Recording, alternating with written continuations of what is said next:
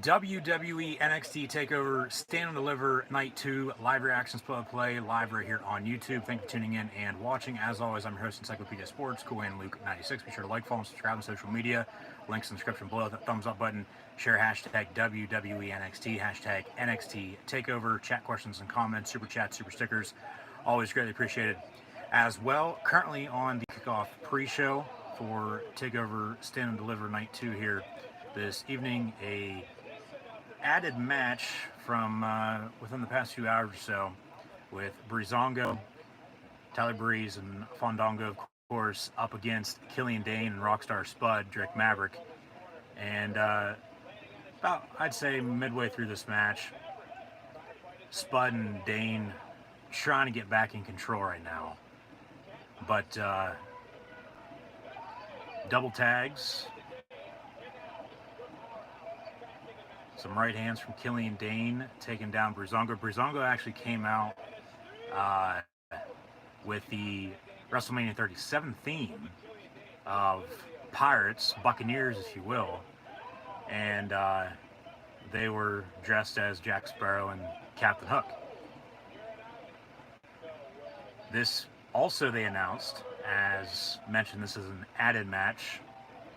We did have a kickoff pre-show match last night during night 1 of Stand and Deliver, as well with Zoe Stark and Tony Storm, with Stark picking up the win. It looks like Dane and Maverick are going to pick up the win here, break up on the pin, so the match going to continue. So, one women's singles match, one men's tag team match on these respective kickoff pre-shows. But they've mentioned that the winner of this will then become the new #1 contenders for the WWE Tag Team Championships that were awarded, won by MSK last night after they defeated the Grizzled Young Veterans and Legado del Fantasma in a triple threat match last night for the vacant NXT Tag Team titles. So, at some point in time down the line, we'll have the winner of this face off against MSK, potentially next Tuesday on WWE NXT, the first ever NXT Tuesday night for the yellow brand of the WWE at a full-time permanent basis. Of course, they've been on Thursdays, Wednesdays, and now Tuesdays before, but moving off of Wednesday nights to Tuesdays beginning next Tuesday. So you got to go back to the Dusty Rhodes Tag Team Classic, of course. MSK had won that during TakeOver Independence Day 2 months ago now. And from then until now, they were supposed to have a tag team title match, and it didn't come until last night. So at some point, we'll get the winner of this taking on MSK for those tag team titles. I assume within the next 2 months, hopefully sometime soon. But now Killian Dane and Rockstar Spud, Drake Maverick, of course, pick up the win with a power bomb from Dane to Drake Maverick, the former manager for AOP after Paul Ellering. Of course, 3/4 of that group no longer in the company, but nonetheless, replay on the finish. Yeah, Dane power bombing Maverick on top of Breezango, on top of Fandango, actually, as Tyler Breeze was ringside.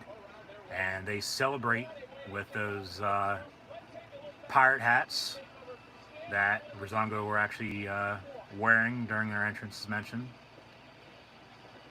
The hats and the swords, as WrestleMania is this weekend. WrestleMania 37, Saturday and Sunday night. Hopefully tune back in for more live reactions, play, then live right here on YouTube.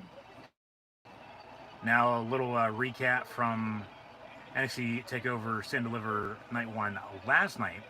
We're actually going to recap that along with AEW Dynamite from last night as well at the end of this live reaction stream with NXT TakeOver Stand and Deliver Night 2. So after 10 o'clock, I'd assume TakeOver tonight minus, or versus, I should say, the TakeOver from last night. It's going to go past 10 o'clock. Probably till 10:30 or so, I'd say.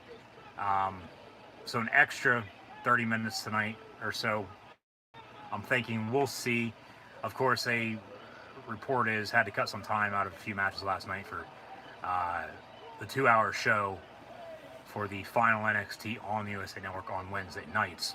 So, yeah, you go back to last night, minus the 30 minutes that I expect they'll add on here as it's exclusive on Peacock, as it was simulcast on both last night.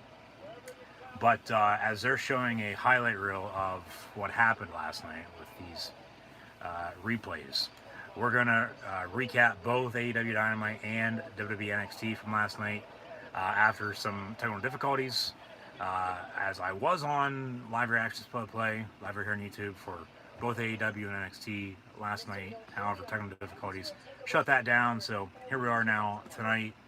TakeOver Stand Deliver Night 2. So we'll get into the remaining 5 matches on the main card that are still yet to come, as NXT General Manager William Regal being interviewed backstage. And yeah, Adam Cole and Kyle O'Reilly will be in an unsanctioned match. 2 former members now of the Undisputed Era.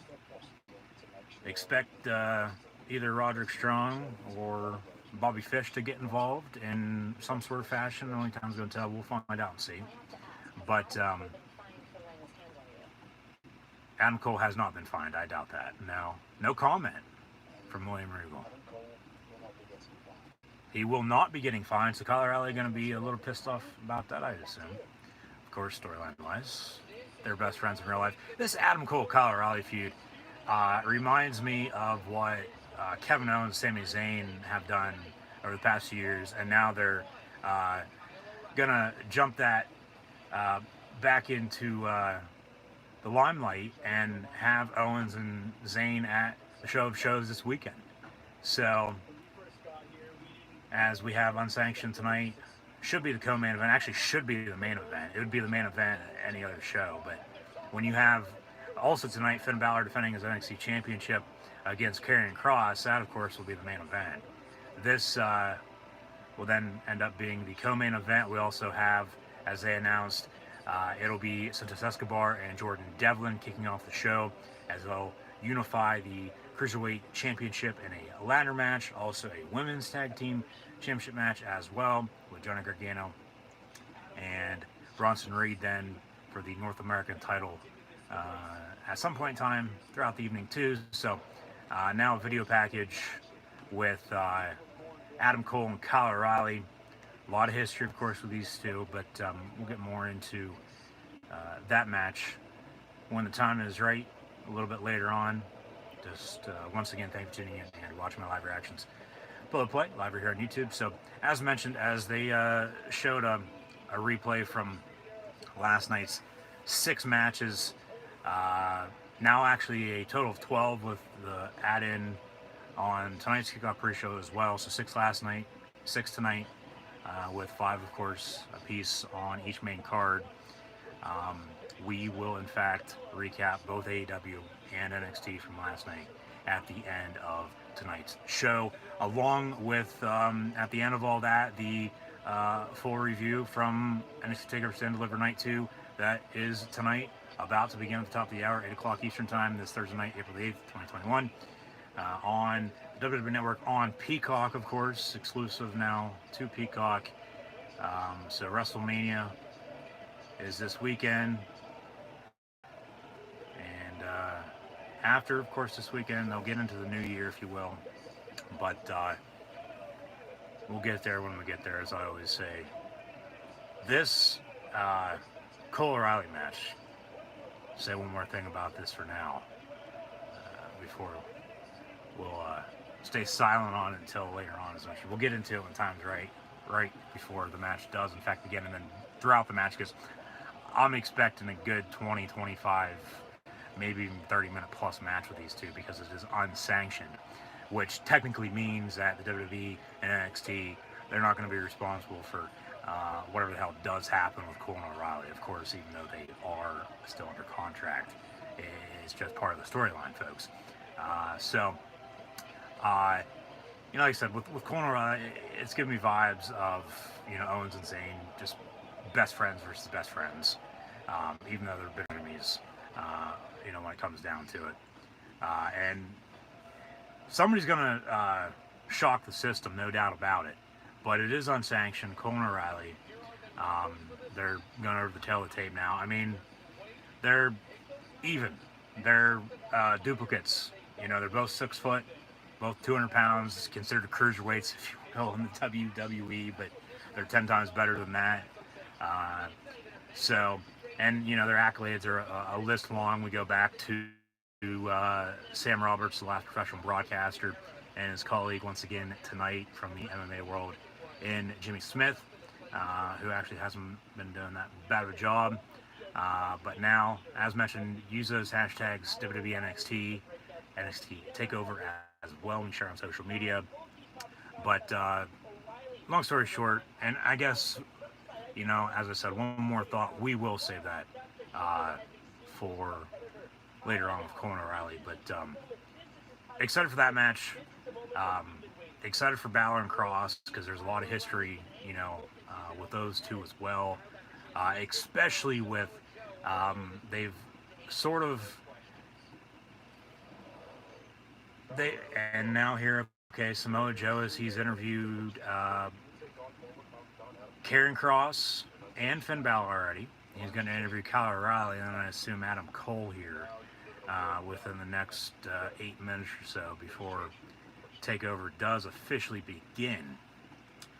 But with Balor and Kross both becoming champions early on in their WWE careers, both careers of theirs, I'll say it like this, sort of have run the same course, at least early on they have. And what I mean by that is, like I just said, okay, becoming champions early on, injured, coming back, trying to recapture those titles that they never truly lost as they had to relinquish. That's what Kross is trying to do tonight. So, only time's going to tell, of course, as always, on what will end up happening with what they want to do, because they're still going to do what they want regardless of what we say and think. It would probably be a better idea. It'd be best if O'Reilly beat Cole. It would probably put him over the top. This story, I mean, as they continue to show highlights with this build, as O'Reilly's sort of turned biker, if you will, or 1980s middle school jock with, the denim that he's been wearing. I get it. You got to change your character. He's not going to be with the Undisputed Era anymore. Sort of like you go back to when the Shield broke up, Rollins turning on Ambrose and Reigns, and then now we're all embracing the Vision. But at that point in time, before, of course, he cashed in his Money in the Bank, which of course he had won the summer before back in 2014, and then feuded with Triple H, who put him over as the future. I mean, there's vibes of that in this story as well. I mean, hence, well, Triple H runs NXT, so history repeats itself. But Joe interviewing O'Reilly right now, I assume he's going to interview Cole here now next as well. There will be fans in the stands, about 3 to 5 rows deep. And we had the national anthem by Anita Strauss last night on guitar. Poppy's supposed to perform tonight once again during another NXT TakeOver.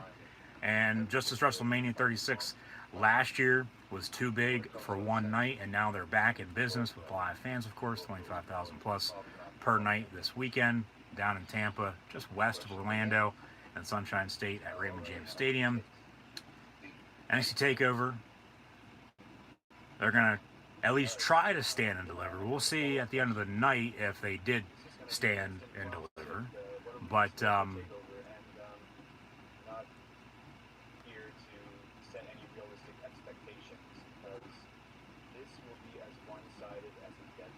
one-sided as it gets. O'Reilly Those are some fighting words. Saying he's gonna basically take and do whatever it takes and take out Adam Cole. It is unsanctioned. We're under 5 minutes away now from the top of the hour. But NXT for Stand and Deliver, this TakeOver event, 2 nights. First time ever in NXT history. So, history once again being made, but it's not going to be one-sided. There's no way in hell that he's just saying that, of course, to get people riled up. But, yeah. And now here as Joe interviews Cole. Very, very good. Thank you for asking. Would love to see Joe and Cross, Joe and Balor again, Joe and O'Reilly, Joe and Cole, Joe and everybody interviewed last night as well, as they did 2 segments last night, 2 segments tonight as well. But O'Reilly needs it a little bit more, I think, than Cole does, because Cole's known. He's established. He's a star. Kyle O'Reilly is, as well, one half, of course, of Red Dragon. Bobby Fish injured once again. But like I said, don't be shocked, don't be surprised one bit if Roderick Strong, Bobby Fish, one way or another, get involved. Maybe both of them, and then maybe both take their own side. One's with Cole, one's with O'Reilly, and then you got tag teams with the Undisputed Era, and then that could potentially boost the tag team division, which, I mean, NXT really doesn't need it. The main roster on SmackDown, yes, they do. We'll probably see some call-ups, whether or not it's going to be Adam Cole. Sure, it's not going to be the Undisputed Era by anytime soon, as a group, at least. But maybe this is why they're trying to get O'Reilly and Strong and Fish over by themselves, because Cole's going to come up by himself then to Raw or SmackDown. Who knows? Only time's going to tell. But then you got Balor and Cross. I think in that regard, for that instance, I mean, I don't mind. Really don't care, because I think really either or's fine with me. Personally, though, I'd like O'Reilly to win, even though I want Cole to win. It'd be better if O'Reilly did win. And then Balor Cross, really, with that NXT Championship match, as we have a little glitch on Peacock with NXT TakeOver Stand and Deliver event here tonight. I'm not even on the main card yet, but nonetheless, Balor, I mean, they've said that, honestly, really, because he is, or will go down as one of the best, if not the best, NXT superstar ever. He's 14-1 at TakeOver, so take that, Johnny TakeOver, as Gargano will face Bronson Reed, who won the Gauntlet Eliminator last night, following the Battle Royale last week. But with Bronson Reed sort of in a feud with LA Knight, Eli Drake, Dexter Lumis involved in that as well. I wouldn't be shocked if the 5 that Bronson Reed beat last night, they come out and screw him over. Gargano retains. I think Gargano's going to win and retain his title in the end regardless. But LA Knight, Bronson Reed, LA Knight, Eli Drake, and Dexter Lumis, maybe both of them come out. Grimes will probably go do something else. I thought he should have won that gauntlet after Eli Drake was eliminated, along with Dexter Lumis too. So there's a lot going on in the mid-card of NXT right now. But, I mean, really the 2 main matches tonight, with TakeOver Stand and Deliver Night 2 tonight, the better of the 2 nights, with all the matches we saw last night as well. It's Adam Cole, Kyle O'Reilly, Finn Balor, Karrion Kross. Same setup as last night. As mentioned, had technical difficulties last night, so that's why we're going to do the recap from both shows at the end of this, with a full review from tonight as well. Here comes Santos Escobar. He's got his mask on. And we're going to see a Lucha Libre Irish ass-kicking Cruiserweight Championship ladder match kick off the show. So don't go anywhere. We'll be right back as Peacock is letting us know. WWE Network now on Peacock exclusive to NBC's streaming service. Now the opening video package, of course, then now WWE Forever, as always. So once again, thank you for tuning in and watching my live reactions play of WWE NXT TakeOver Stand and Deliver Night 2 live right here on YouTube. I'm your host, Encyclopedia Sports, Cohen Luke 96. Be sure to like, follow, and subscribe on social media. Scroll down, check the links out in the description below. The thumbs up button. Share hashtag WWE NXT, hashtag NXT TakeOver. Chat questions and comments, super chats, super stickers. Always greatly appreciated as well if you'd like to support the channel. Links in the description.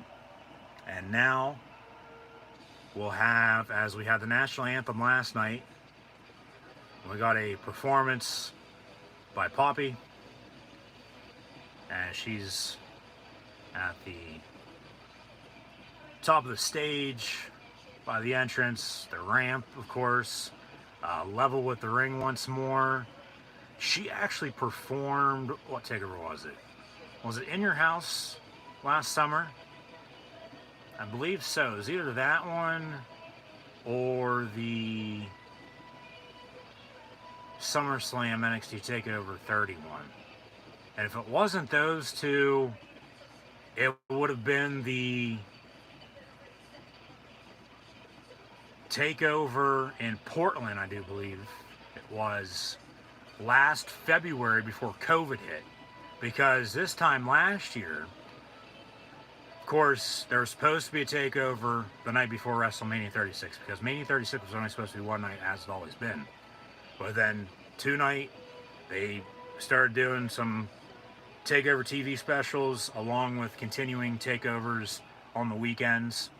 So I'd say you'd probably have to go back, yeah, to that takeover Portland from last time Poppy performed to kick off a takeover, as she's doing once again now here tonight. But she's actually now in the ring, which is a bit of a surprise, but giving the fans a show for sure, as of course everyone, including myself, everyone's been cooped up the past year. Really can't do a whole lot. I mean, you can, but you can't. We're still on the road of getting back to normal. Hopefully everyone's doing well and staying safe, but hashtag NXT TakeOver when you share on social media once more. But yeah, we didn't get a two-night, actually we've never had a two-night takeover before, as mentioned, but we didn't get a takeover really last year during WrestleMania. They had one, but it was like a few weeks later, and it was just drug out, and it really didn't, I mean, it made sense, but it didn't, and they really didn't get back on track until it would have been In Your House in June, and then you go back 8 months to August, as we sit here, April 2021 now, WrestleMania weekend. Okay, Karrion Kross beat Keith Lee after Keith Lee beat Adam Cole at the Great American Bash in July, and then Kross got injured, separated his shoulder, had to relinquish the title. Balor beat Cole along with Gargano and Ciampa over a 2-week period with that fatal 4-way 60-minute Iron Man match that they had. Balor became NXT champion a week later, defeating Cole in singles. He's held the title ever since. Kross returned. He wants his title back now. So, you know, here we are, NXT TakeOver Stand and Deliver Night 2. And, you know, as mentioned, like I said, in my opinion at least, everybody has their own opinion, in my eyes, as WWE presents WWE NXT TakeOver Stand and Deliver Night 2 from the WWE PC Performance Center down in Orlando, the Capitol Wrestling Center, if you will. Same entrance, or the same intro from last night to kick off the show, minus the popular performance. But now we'll have the entrances from Santos Escobar of Legado del Fantasma, who is currently, in quotes, your interim, one-year interim Cruiserweight champ, as Jordan Devlin has now since returned as well. Jordan Devlin was the Cruiserweight champion when COVID hit, stuck overseas in Ireland, couldn't get back to the States. I don't watch NXT UK by any means, but they've said that he wrestled over there after they started back up. I don't know if that's true by any means or not. Take a grain of salt, but Devlin, along with Walter a few weeks ago, have now since returned to the U.S., back on NXT, and they're going to unify the Cruiserweight titles now tonight in this ladder match. And they made it a ladder match when Shawn Michaels came out and grabbed the ladder from underneath the ring and slid it in, as both titles are now hanging in the air. And Escobar, okay, he's going to take his mask off. So I didn't know if, he was going to change up his character here a little bit. Rey Mysterio is really the only lucha wrestler that WWE is going to allow to wear a mask. And I'm not counting anybody that's been associated with Lucha House Party by any means, because they're trash. So, it's Rey Mysterio by himself then. But so is Escobar making his entrance. But yeah, same setup, like I said, from last night. There's fans in the stands, which is a good thing to see. We'll see more on Saturday and Sunday. But now here comes Jordan Devlin, who has one damn good theme song, I think. I really, really do like it. He's sort of like a junior Finn Balor, if you will, because they hail from the same town in Ireland. And, they both sort of actually do look alike. They, of course, after becoming household names across the pond, come to NXT and champions early on in their career, but we really haven't seen Jordan Devlin in about a year, okay? And an actual championship match on NXT, whether it be a TV or a TakeOver. Jordan Devlin's back, and they're going to unify these titles. Santos Escobar and Jordan Devlin. I'm going to pick Devlin to win. This actually is a question of the day poll on social media, so be sure to go vote. You can also let me know in the comments below. 2 from yesterday, 2 from today. One of those with Pete Dunne Kushida, of course, even though it is still up, I do believe the match is done over, so that's over. But those other 3 with this, Finn Balor, Karrion Kross, and Adam Cole, Kyle O'Reilly, all are officially up, so be sure to go vote. Thumbs up button once more if you're enjoying. And we're about to get underway with Escobar and Devlin, and they're going to lock up right away in the middle of the ring. There are virtual fans as well in this WWE NXT Thunderdome, if you will.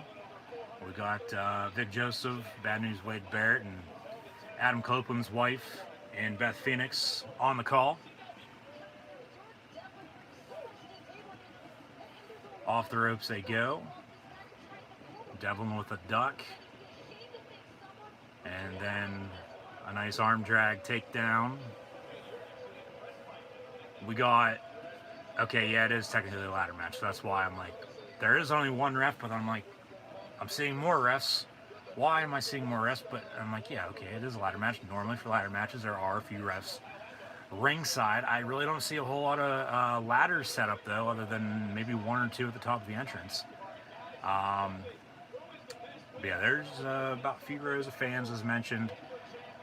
They're getting their chance going here early on with Escobar and Jordan Devlin.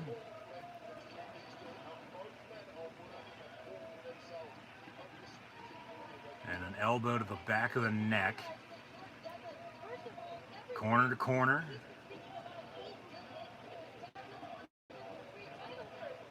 Miss with a kick, headbutt now. Rock bottom, yeah, barely. Jordan Devlin right now in full control. Trying to get the crowd to boo him, as it seems like they want him to be the heel, with Escobar being the face, even though they're both heels. Like I said, I'm going to pick, and I want Jordan Devlin to win because he's really the true Cruiserweight champion right now, but they're unifying the title, so this could go either way. Devlin actually hit his head very hard on the front of the announce table as they did a move. Hopefully we'll see a replay of this. Off of the ropes. It looked like some sort of moonsault, if I'm not mistaken, off the middle rope. Yeah, it was a moonsault. Escobar caught him, and then he had another step or 2 before he fell and hit his head. He looks to be fine, though. Probably just goes bell ring a little bit. So Devlin now going to throw back Escobar into the ring as he's looking underneath the ring now for a ladder. So technically unsanctioned later on, that's, no DQ. Ladder match, anything goes as well, but really you only use ladders because that's just how it goes. But I'm not going to be shocked, really, if Santos Escobar, get across what I want to say here, ends up winning. Because they're still trying to build NXT UK.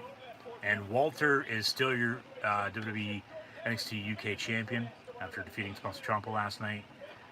No involvement from Timothy Thatcher by any means, but Jordan Devlin could be a possibility for Walter, potential candidate to contend for that UK title. It would make sense, but we'll see what happens.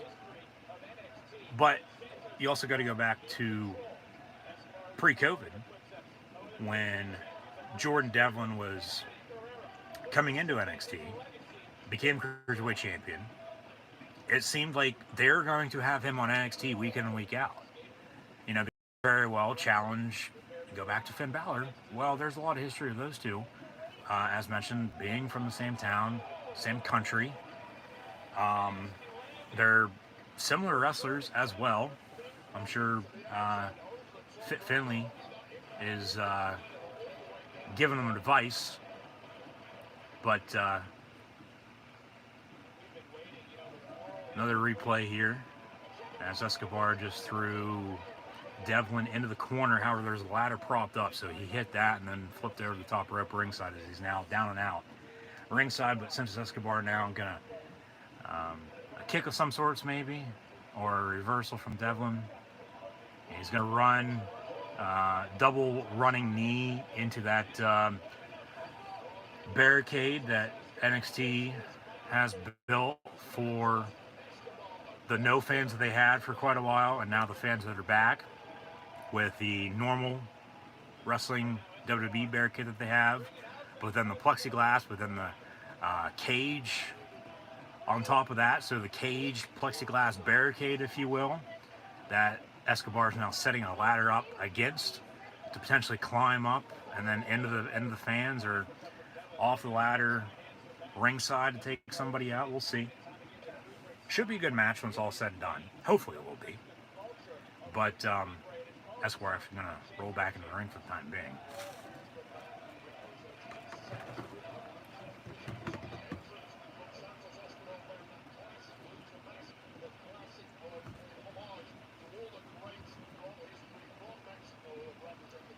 And now he's going to set a ladder up in the middle of the ring.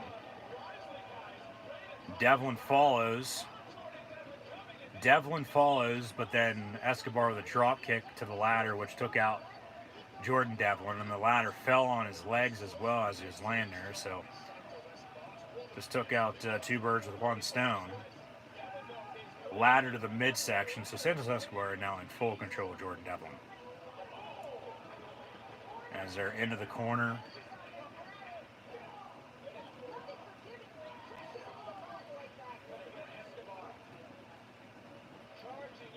Ooh.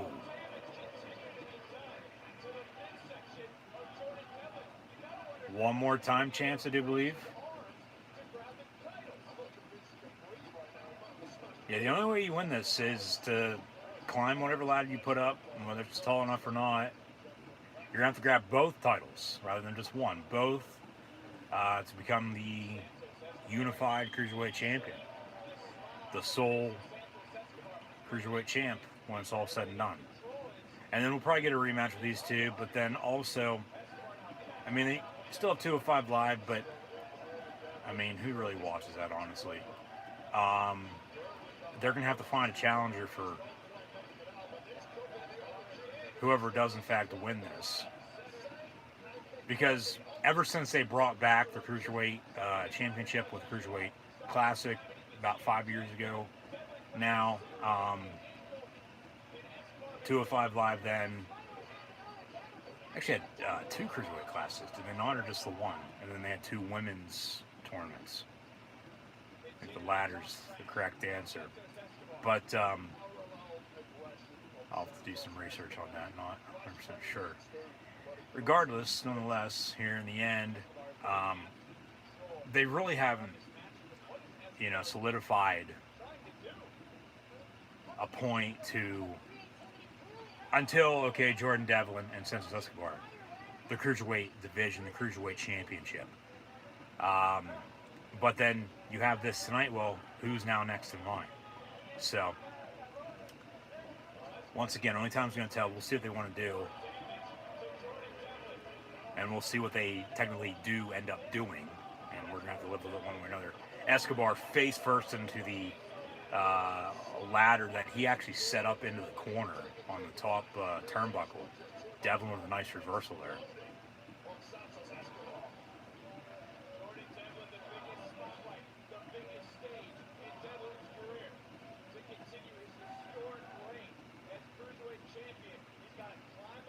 So we'll have this match conclude. We'll have a drop kick from Santos in the meantime.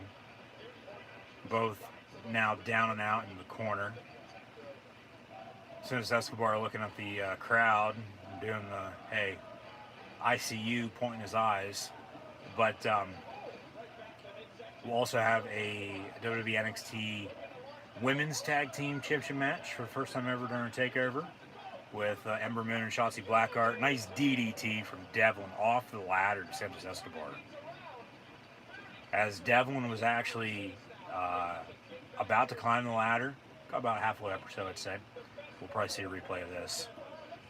But then Escobar from behind pulling him down, and then Devlin reversed it into a DDT. And now Jordan Devlin, JD, off the ropes. Escobar now off the ropes as well. Suicide dive. Devlin back first into that ladder that was set up on that caged plexiglass barricade ringside. Now they're both down and out ringside. So very good, interesting opening matchup to kick off night 2 of NXT TakeOver Stand and Deliver with this unification WWE Cruiserweight Championship ladder match with Jordan Devlin and Santos Escobar. Some more replays are hitting that like crazy once again tonight. Escobar in the ring with a ladder as Devlin rolls back in as well. You, me, let's go. Kick to the midsection.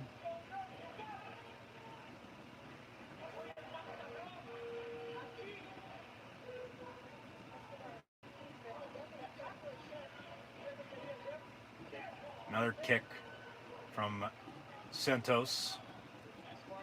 Pablo's long lost son.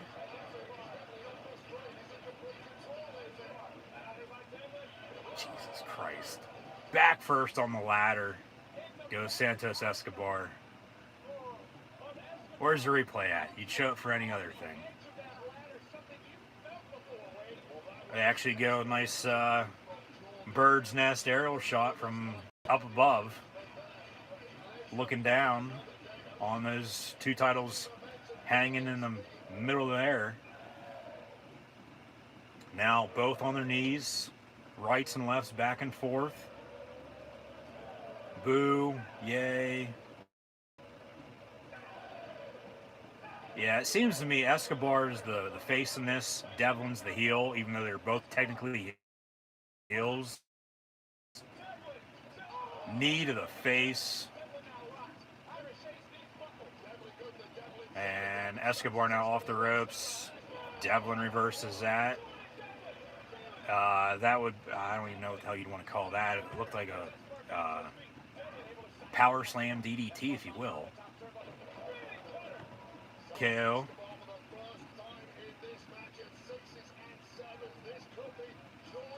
So now they're both down and out. I wasn't expecting a bang from Jordan Devlin with that maneuver over the top rope, but we move on.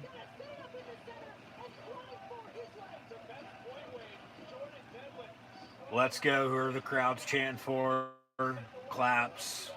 Good to see fans back. We'll see more on Saturday and Sunday, as mentioned. And then the Thunderdome's being moved in Tampa, going to stay in Tampa, but to a different location, beginning on Monday with the Monday Night Raw After Mania, in which I also have live reactions played live here on YouTube, so be sure to tune back in. So now the ladder's set up in the corner. Devlin, it's not even set up the whole way.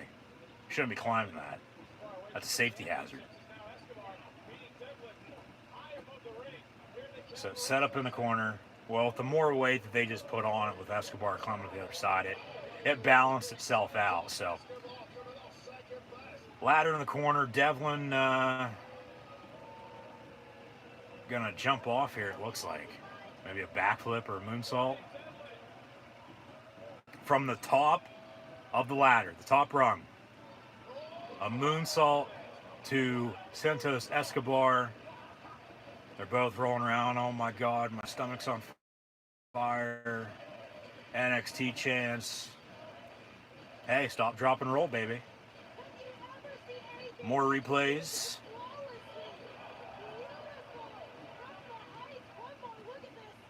There's that bird's nest angle. Bird's nest view tonight. Why don't you climb the whole way to the scaffolding and do it then? Jump off there. Okay, Escobar out. Devlin gonna climb the ladder in the middle of the ring. He grabs both those titles. He's Cruiserweight Champion. Hashtag NXT TakeOver. Here comes Legado del Fantasma. They knock him off. He goes flying. They continue the attack ringside in front of the announce table. And speaking of that announce table, I'm sure it'll be demolished at some point in time throughout the night, as always. But that is where Santos Escobar is currently laying in front of.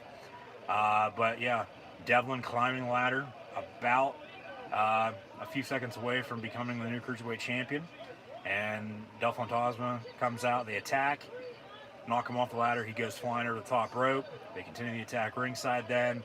Escobar tells him, hey, Shu, get out, I got this myself, so I'm going to take care of business. I'll become Cruiserweight Champion, and hey, maybe they'll break up Legado del Fantasma like they broke up the Hurt Business. And then have Escobar defend that Cruiserweight title if he becomes the new Cruiserweight champ tonight against his... well, hold on a second. Here comes Jordan Devlin again. A ladder to the back of Escobar as he's standing on the ladder in the middle of the ring. But, you know, maybe, yeah, defend that title against his colleagues in this Lucha Libre faction that they currently have going on in NXT.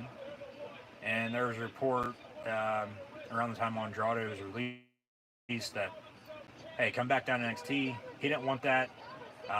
Good for him. Best wishes. He actually, from what I saw, actually got asked to wrestle at some point in time this weekend. Where, I don't know. But, and for who, I don't know either. As Devlin and Escobar go off the top of the ladder.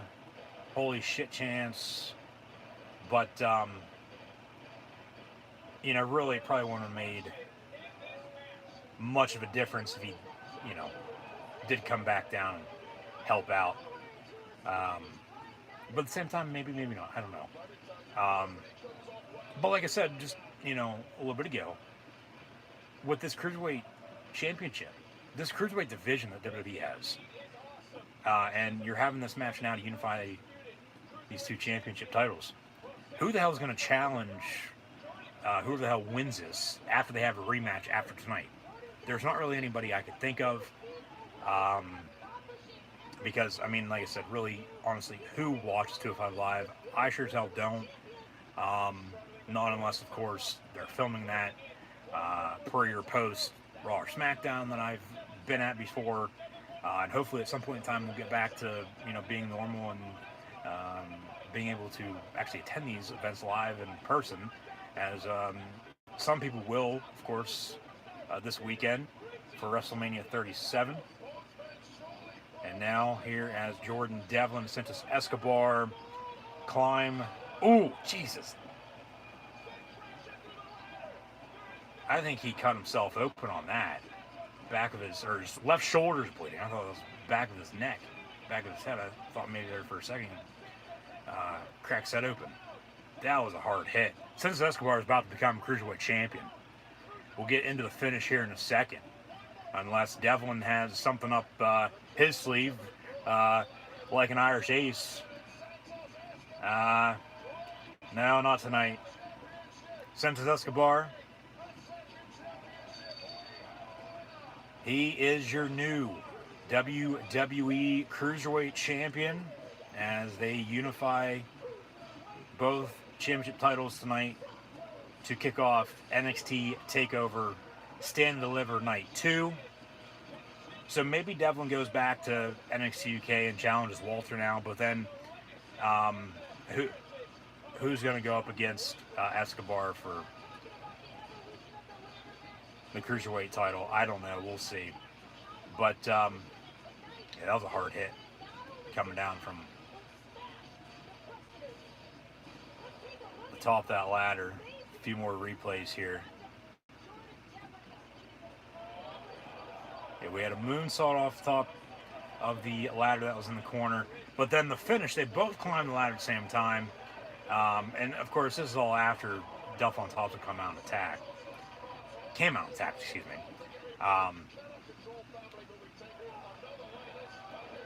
Yeah, a few more maneuvers off that ladder, but they were on the ladder at the same time. Escobar pushes them off. They actually had another ladder propped up in the corner. Devlin back first, hit his head pretty hard, I thought. And then Escobar just stays there a few more seconds. Grabs those two Cruiserweight titles and becomes the unified WWE Cruiserweight Champion as he held them.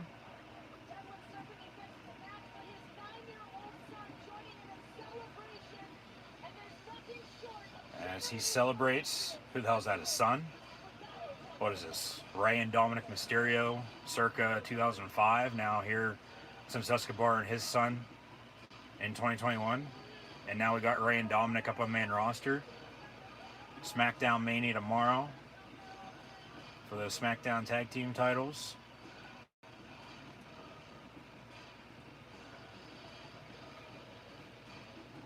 So the undisputed NXT Cruiserweight Champion is, in fact, Santos Escobar. Now earlier, here comes Adam Cole walking up to the PC. Of course, William Regal was there to meet him. We saw this earlier during kickoff pre-show. Security, just to make sure Cole and O'Reilly don't see each other before tonight. O'Reilly got the same treatment as well, so it goes both ways sometimes.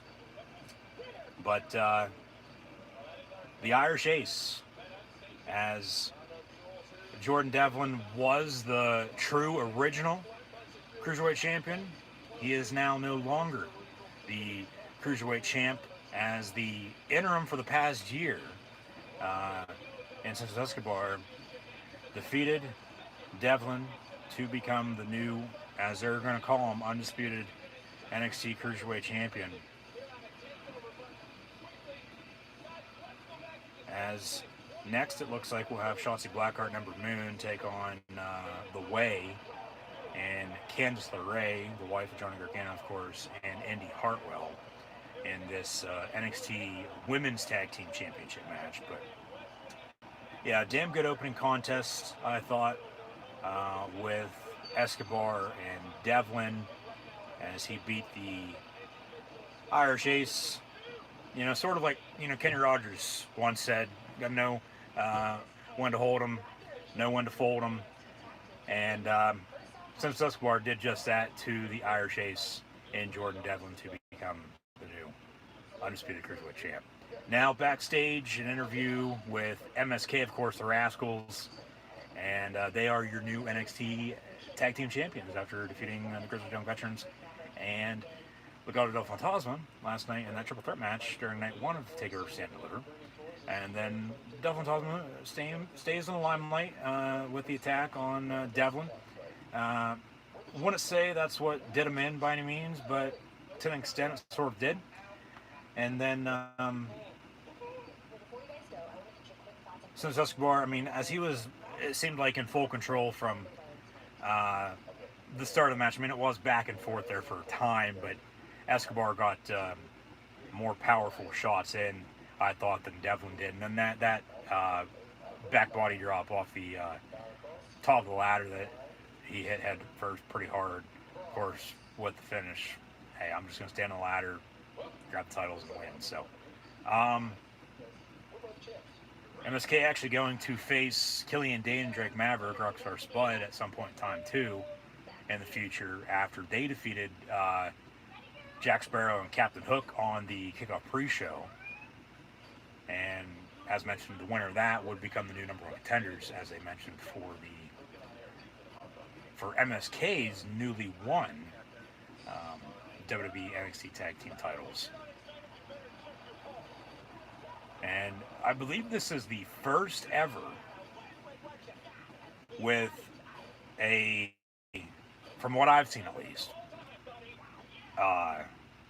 Peacock commercial with everything else that is on Peacock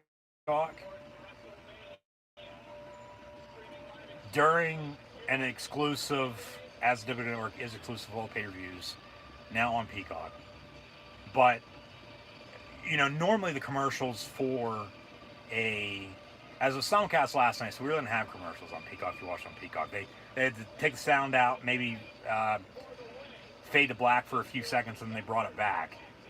And there was no split screen by any means or anything like that. But I believe that was, for myself at least, the first true Peacock commercial during a WWE event, because normally for WWE shows, they'll only show the commercials that, because it's been on the WWE Network for the past 7 years, WWE promos with hyping up Raw, NXT, SmackDown, WWE Shop, etc. You get my gist. So, not much else to be said there, but as the way, still go back to when they did this. Come on, you couldn't have come up with a better name. Sort of like LA Knight for Eli Drake. It's sort of like a rejected Los Angeles sports team name, I do believe. But, as the way makes their entrance, Candice LeRae and Indy Hartwell, they're going to be challenging Ember Moon and Shotzi Blackheart for the new WWE NXT Women's Tag Team titles that they actually won from the now new NXT Women's Champion in Raquel Gonzalez and Dakota Kai just recently. And now, for the first time ever, these tag team titles for the women of NXT will be defended on a NXT TakeOver event. So, 2 women's matches last night, one on the kickoff pre-show, the other the main event. Now only one here this evening, but 2 of 3 being championship matches. You got to split it up. They're going to end with a total of 12 matches, 6 each night. So it is what it is, whether you like it or not. So here we go. Introductions with Ember and Shotzi, along with Indy and Candice. And we'll have to see who prevails. I would assume Ember and Shotzi are going to retain. Make them look strong. And then maybe have, especially if Gargano loses later on to Bronson Reed, which that match will be after this. If he loses, then as we saw the demise of the Undisputed Era, maybe the demise of the Way, with all that could go wrong coming up, will go wrong, maybe, we'll see. Have that happen with them too. Candice deserves to be a champion, whether it's a tag team and I'd rather have her be a singles champion, but that's not going to be happening anytime soon, because Raquel Gonzalez just won gold last night. At the same time, okay, you go back to, last night with Raquel and Io in the main event, bell rings, match underway, the Way actually in control to start. Um, you would think Dakota Kai is going to turn on Raquel Gonzalez, and then she'll get an NXT Championship match. Um, there's history with uh, Dakota Kai and a former tag team partner of hers as well, so maybe a return at some point in time there too, just to make things a little bit more interesting. But I mean, I could really care less who wins this, but I think it'd just be best, honestly, if they'd have Ember and Shotzi win to make the NXT Women's Tag Team division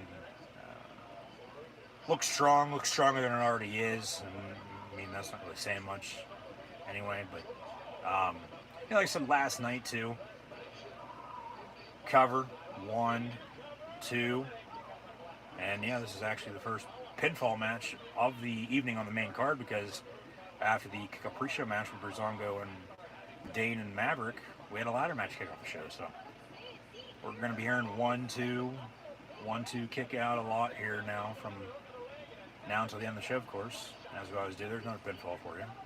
But I said last night, NXT saying that they have the best women's division in all pro wrestling. To an extent, yeah, they're right. But really, in that category, not saying much either. Missionary pinfall, Candice to Shotzi, 1, 2 kick out once more. Match going to continue. We actually got a women's referee in this match as well. So, and a woman on commentary with Beth Phoenix. So, they're standing and delivering so far tonight. But you go over to AEW, Britt Baker and Thunder Rosa are your top two. Baker's top by far, but they're not doing anything with her. But we'll get more into with what she said last night a little bit later on with an AEW and NXT recap from the past 2 nights. Once this show does in fact go finals mentioned, so stick around, stay tuned. But with the WWE as a whole, and I say that to an extent with NXT, yes, having the best women's division. It's only because the main roster right now with Raw and SmackDown, and Becky, hopefully she'll be returning at some point in time. Asuka, the champion, really hasn't done shit. Bayley is getting snubbed when Sasha and Bianca are hopefully not main eventing Saturday night, but we'll see.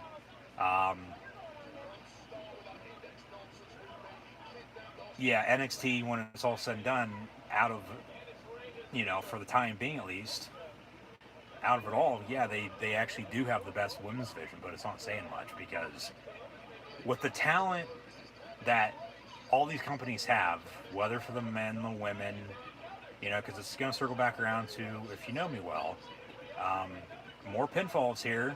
Candice actually going to use the ropes to her advantage. Her ref sees it, so no pin, no count. Ember looking for a tag in the corner, but the way in full control right now of the WWE Women's Tag Team Champions down in NXT, because they actually, did a good thing with introducing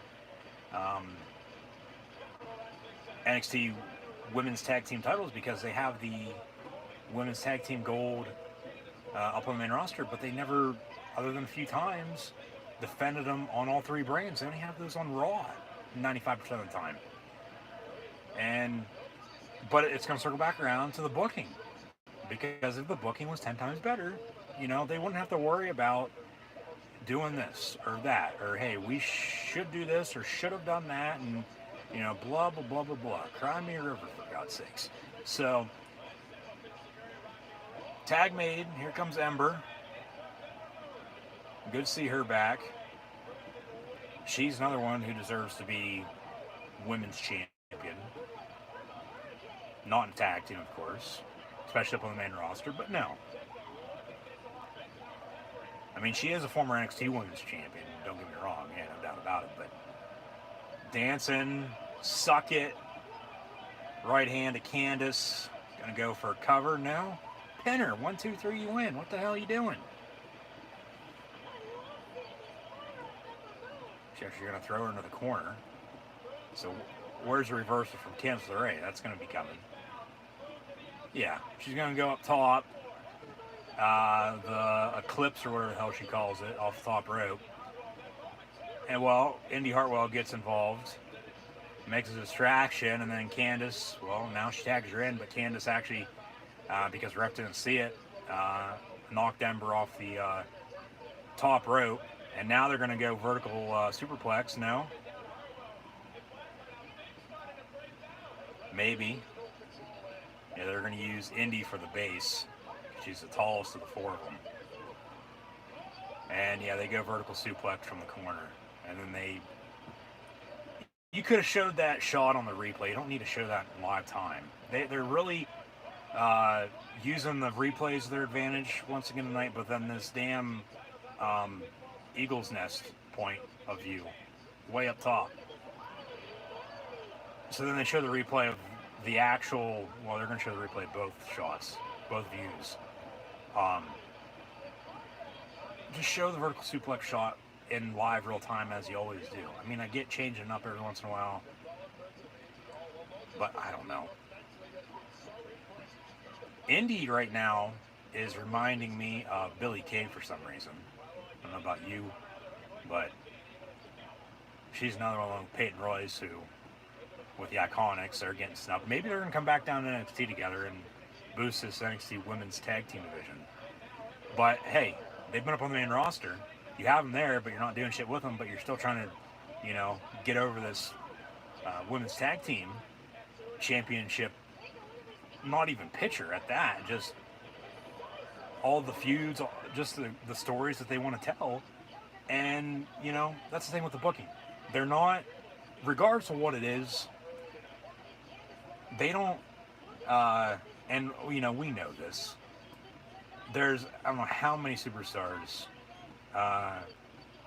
current, present, past, however you want to put it, not being used to their fullest extent, best advantage. So tag made, Ember tags in Shotzi.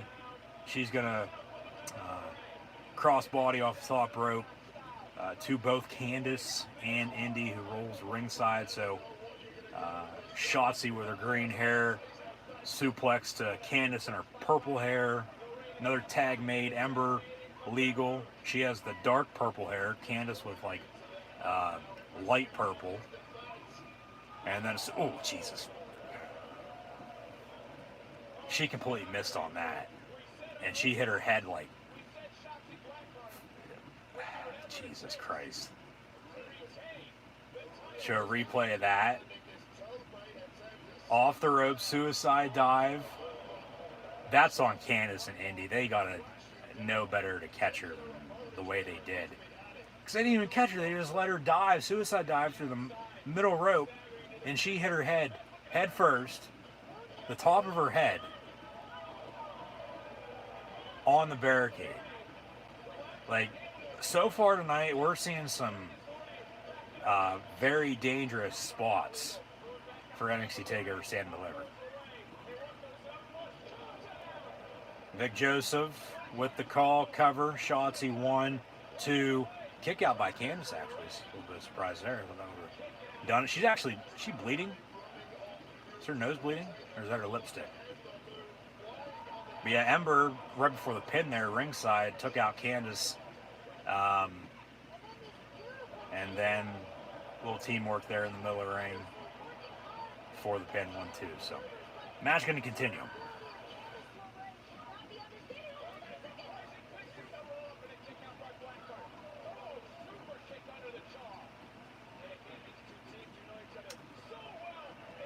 If you had the WWE Network, if you had the WWE Network as a tag is made, your subscription to that basically is no more. It's non-existent, okay? They canceled it for you. You now have to sign up for Peacock. And if you sign up for Peacock, you'll get everything that Peacock has to offer that they've been saying, which... yeah, it technically is a little bit better than the WWE Network, because then the WWE Network is on Peacock. It's as it was, but now it's on Peacock. Plus, you get everything on Peacock that's already on there, and it's cheaper. So, unless you have an illegal way to watch, or you can actually watch on pay-per-view as well if you want to spend that kind of money. When hey, sign up for Peacock. So that's all you have to do. Sign up for Peacock if you don't have the WWE Network. Shotzi and Ember are gonna retain here, pick up the win. Indy gonna take the pin, 1, 2, 3, and Ember Moon and Shotzi Blackheart retain their WWE NXT Women's Tag Team titles tonight over the way during TakeOver Stand and Deliver. But yeah, that's all you have to do, because the network's basically no more, even though now it's on Peacock. Just sign up for Peacock and you'll get the WWE Network. That's the easiest way I can explain it to you, if you don't have it, or if you don't know. So, yeah, we'll see what the future holds, but Ember and Shotzi, they seem to be the one and only tag team, and the top tag team at that, because they're champions. Top tag team for the women, at least, in NXT. And they're going to try to build this, and over time, it's probably going to end up being better than what, and currently at least, on top of what they've done over the past few years, the main roster is done for the women's tag team picture as well, which is an absolute shame, because, just is. But as mentioned once more, it is what it is. But really, if the booking was 10 times better, they wouldn't have to worry about shit like this.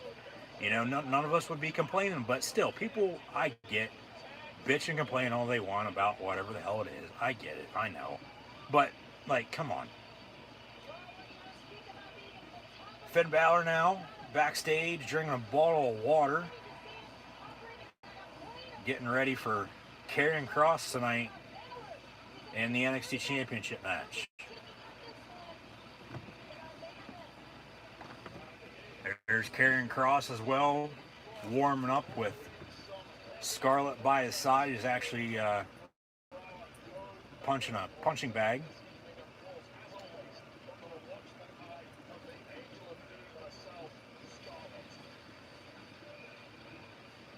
Of course, they're a couple. There's a lot of couples in the world of pro wrestling nowadays. I mean, there always has been, but more so than not, there's more nowadays that, one, you actually know about, but then two, they're actually on TV together, sometimes at least. Now, WrestleMania 37 promo this Saturday. Sasha Banks, Bianca Belair for the SmackDown Women's title after Belair won the Royal Rumble back in January.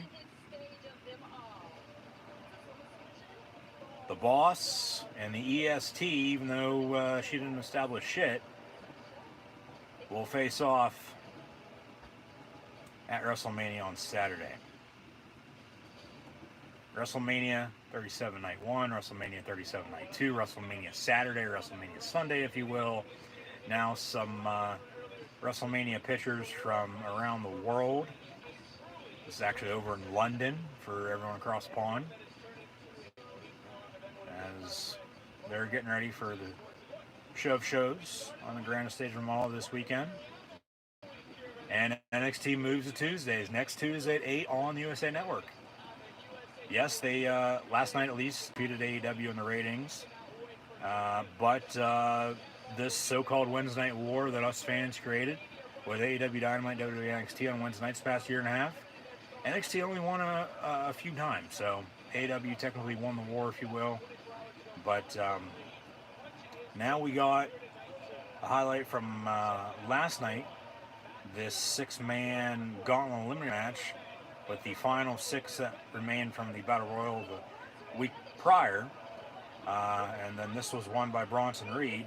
And the winner of this, which was Bronson Reed, will now face Johnny Gargano coming up next, it looks like, for the NXT North American Championship during night 2 of TakeOver Stand and Deliver. And then we'll have Unsanctioned with, wow, they signed him?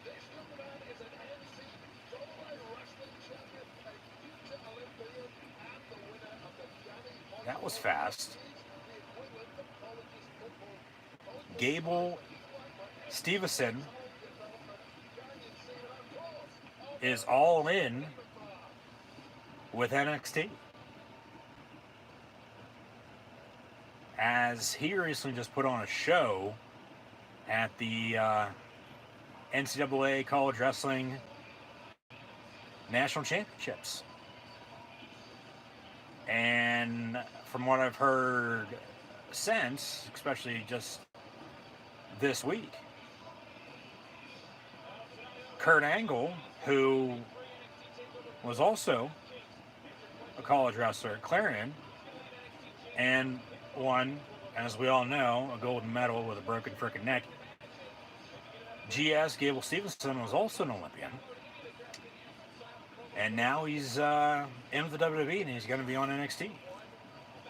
As he seems to be the next big signing that they're having stand ringside during a takeover, as they've done in the past for NXT takeovers.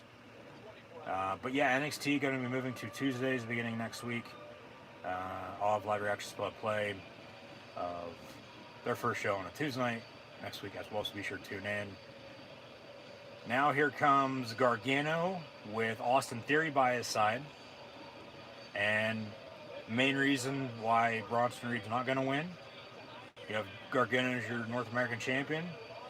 At some point in time, Theory's going to get his shot, whether he turns on tonight, during the match and cost him, or turns on him after the match, after he retains, or turns on him next week, or at some point down the line. Well, there's your next North American Championship feud. And then the way, as mentioned a little bit ago, if Candice and Indy lose, which they ended up doing against Ember and Shotzi, well, then maybe eventually it'll be the demise of the way, as we saw with the Undisputed Era. So, only time's going to tell. We'll see what they do. But, NXT moving to Tuesdays. AEW still going to be on Wednesdays. Now we got some intros with Johnny Gargano and Bronson Reed. Expect a lot of interference in this match, whether it be from Theory, whether it be from Eli Drake, Dexter Lumis, Cameron Grimes, Leon Ruff, Isaiah Swerve Scott, everyone else that was in that Gauntlet Eliminator last night, everybody else that was in that Battle Royal as well. I think Gargano's going to retain. He'll win. He's Johnny TakeOver. But, yeah, it'll be Johnny Wrestling, Johnny TakeOver, Johnny Gargano against Bronson Reed. Coming up next right now for the NXT North American Championship during Night 2 here of NXT TakeOver Stand and Deliver. And then, as mentioned, it'll be unsanctioned with Adam Cole and Kyle O'Reilly, followed by Finn Balor and Karrion Kross for the NXT Championship. So this is the main event, then we'll have the co-main event, and then we'll be done for the night. So 3 more matches, bell rings, match underway, hashtag WWE NXT, hashtag NXT TakeOver as well. Bronson gonna pick him up, throw him down, shoulder tackle. Into the corner goes Gargano.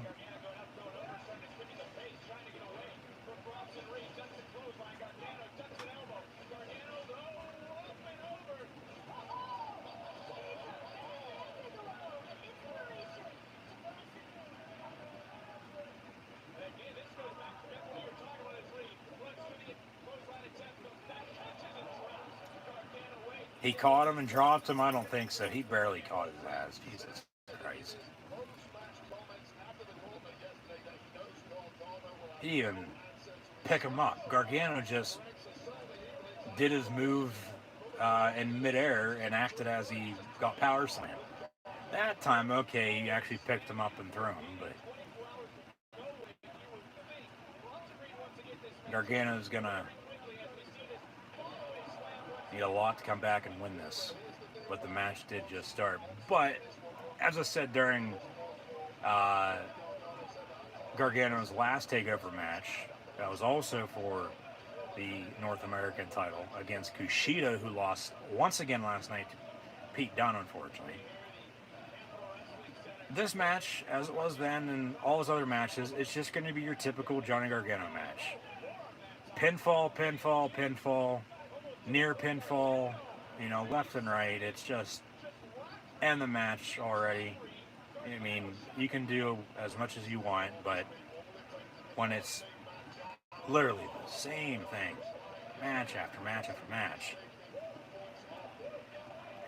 personally, I've never liked Gargano anyway, and maybe that's why.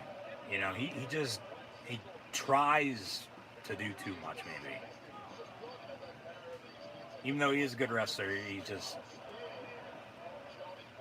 he's not who he thinks he is.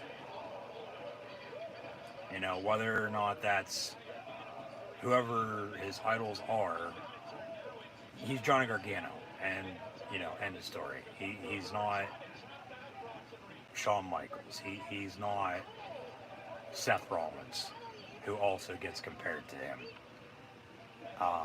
So those three in a category from, technically 3 different generations, I guess you could say.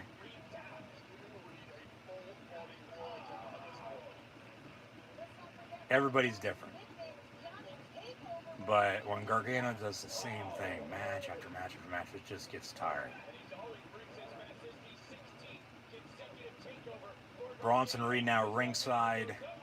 Gargano gonna fly. He actually gets caught though.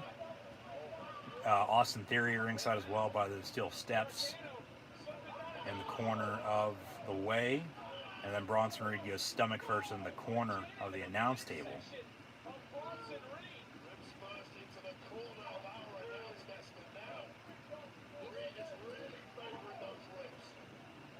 So replay.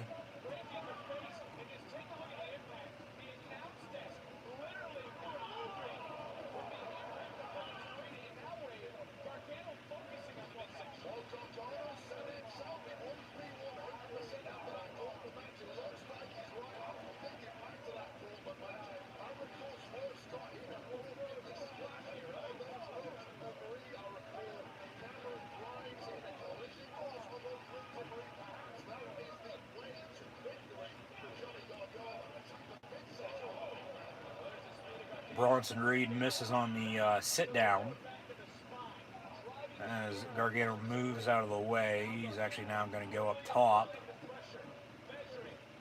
Crossbody, cover, 1, kick out.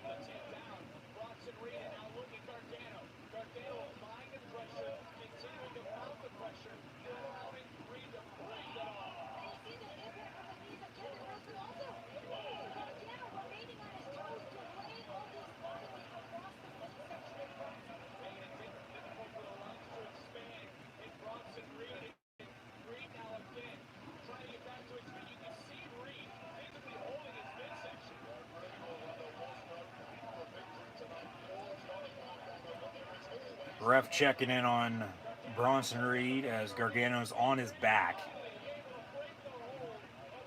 Into the corner. They break it up. Kick to the face.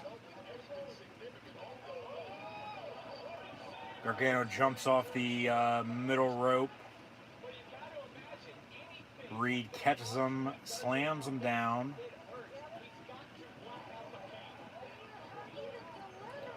All Bronson Reed is, like I've said before, is Bull Dempsey, Otis. So Maybe third time's a charm.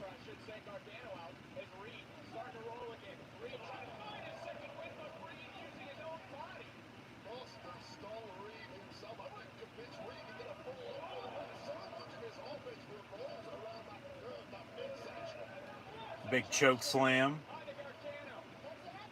Ref checking in now with Gargano as Reed and Theory trash talk each other. Ref, hey, back up for a second. Gargano not ready to go. Now he is.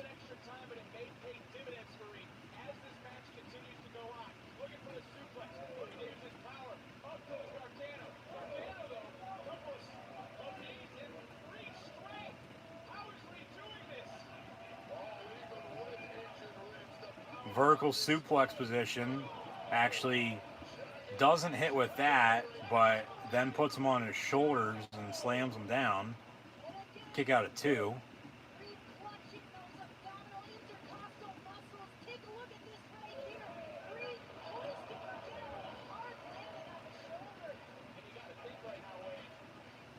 Yeah, that's sort of what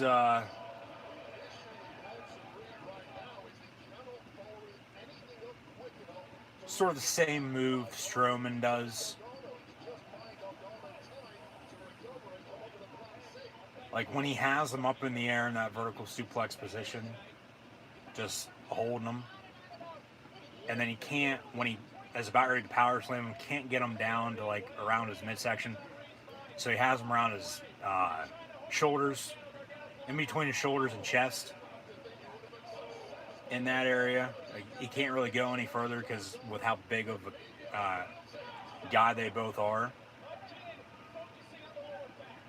Slam him down. Gargano, though, now storming back. Backstabber off of the middle rope in the corner. And then the knee jerk, actually a neck jerk.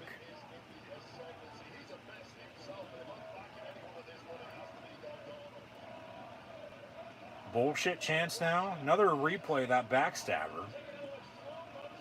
Yeah,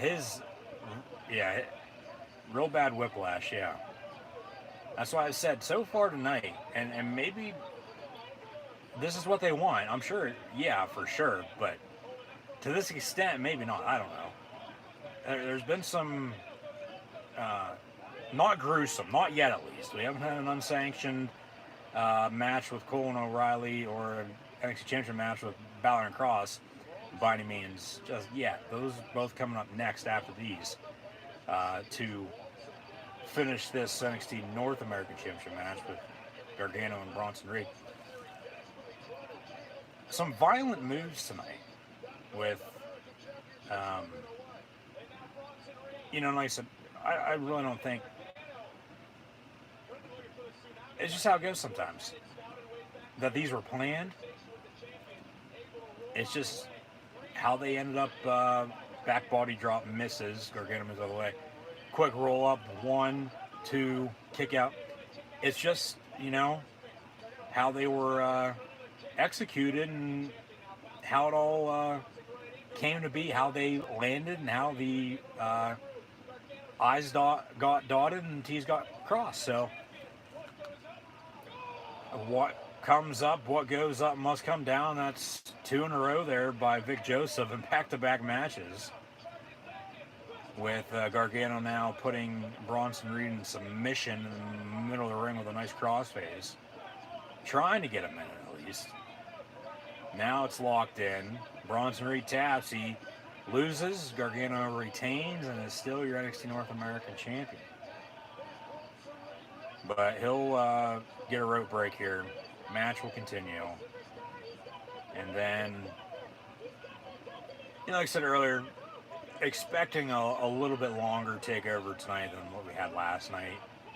But we still might only get a 2-hour show versus what I'm expecting to be a 2.5. Especially when they're complaining that they had to cut some time for matches last night because of TV time, which I get. But they even had an overrun last night. Like, you can't, figure out the logistics of that before, like you always do, and, have it work out. I guess not, but, you know, hey, we move on. So, Bronson Reed now on the entrance ramp. That's once again level with the ring. Picking up Johnny Gargano. Theory ringside. And then throws Gargano back into the ring. He's going to go up top.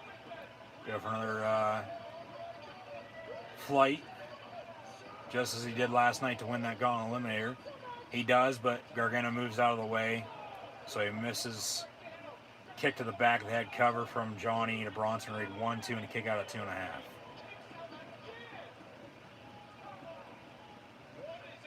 Hashtag WWE NXT, hashtag NXT TakeOver when you share on social media. Once again, thank you for tuning in and watching. Be sure to like, follow, and subscribe on social media. Links in the description below.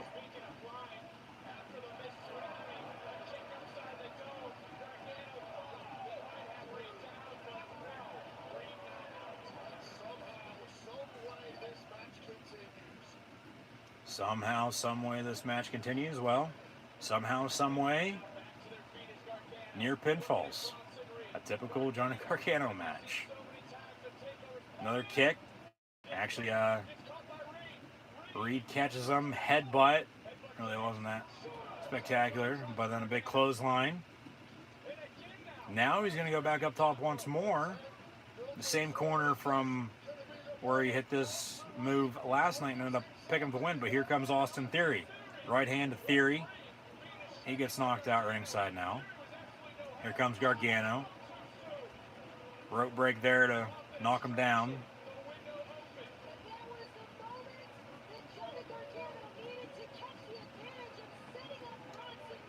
And now Johnny Gargano going to grab his beard. Bronson Reed's beard this is, not his own. His looks like a piece of shit. Now he's climbing up.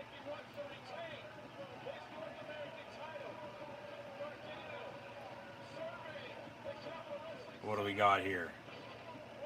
Alright, that wasn't anything. That was a botch. Bronson Reed going to pick him up. Power slam with the bomb. Cover.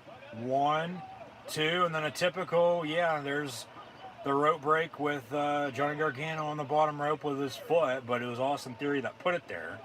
I thought Gargano was actually going to put his right arm on the bottom rope for a rope break because you saw him sort of look towards the camera in the corner, and he moved his arm a little bit, and then that's when Theory came in to put his foot up there for the rope break. And now Reed rips off the shirt of Austin Theory ringside. Gargano gets caught by Bronson Reed on his shoulders.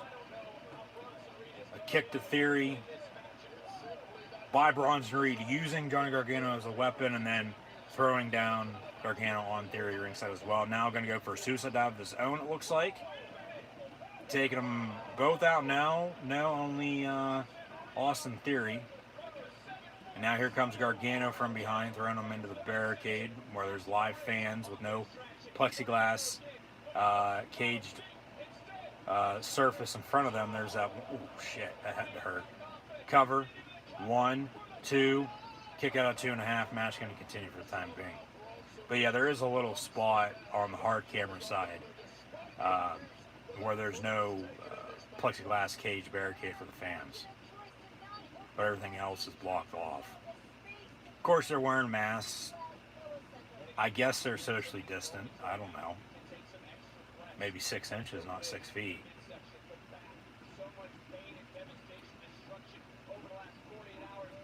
Bronson Reed trying to pick up Gargano once again from their power bomb. Gargano going to reverse that into the ropes goes Bronson. Pierce just got super kicked. Gargano faking the super kicks now before a second one connects, and then one of Bronson Reed's connects on the reversal. So third time's a charm there for him. He's going to climb up top once again. Off the top rope for a moonsault of his own. Gargano's going to move here. Yeah, he moves out of the way. So moonsault from Bronson Reed up top rope misses. And then a DDT from Gargano. Gargano, another DDT over the top rope. Cover, 1, 2, 3, Johnny Gargano defeats Bronson Reed and retains his NXT North American Championship tonight during NXT TakeOver Stand and Deliver.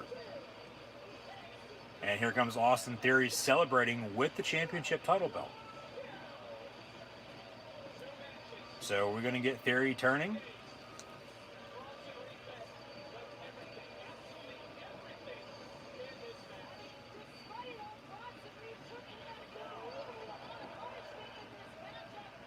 Going to show some replays here first before they fade to black into our two main big co-main event matches tonight.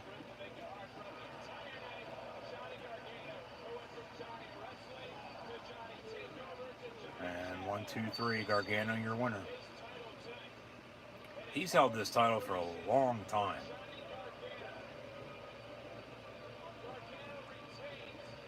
He's had a lot of title defenses, and he's won those to retain once more. He's on the shoulders of Austin Theory celebrating on the ramp. So maybe do a Evolution Randy Orton drop to Gargano. No, they're going to fade to black. And that'll do it for the first half of matches, with the two main co-main event matches to coming up next, following this video package for The Fiend Bray Wyatt and Randy Orton. As, yes, they have been manipulating each other, but they'll face off as he has risen, he has returned. The Fiend himself is back. Alexa Bliss by his side. It'll be The Fiend and Randy Orton this Sunday at WrestleMania 37. And we will all be let in to see that.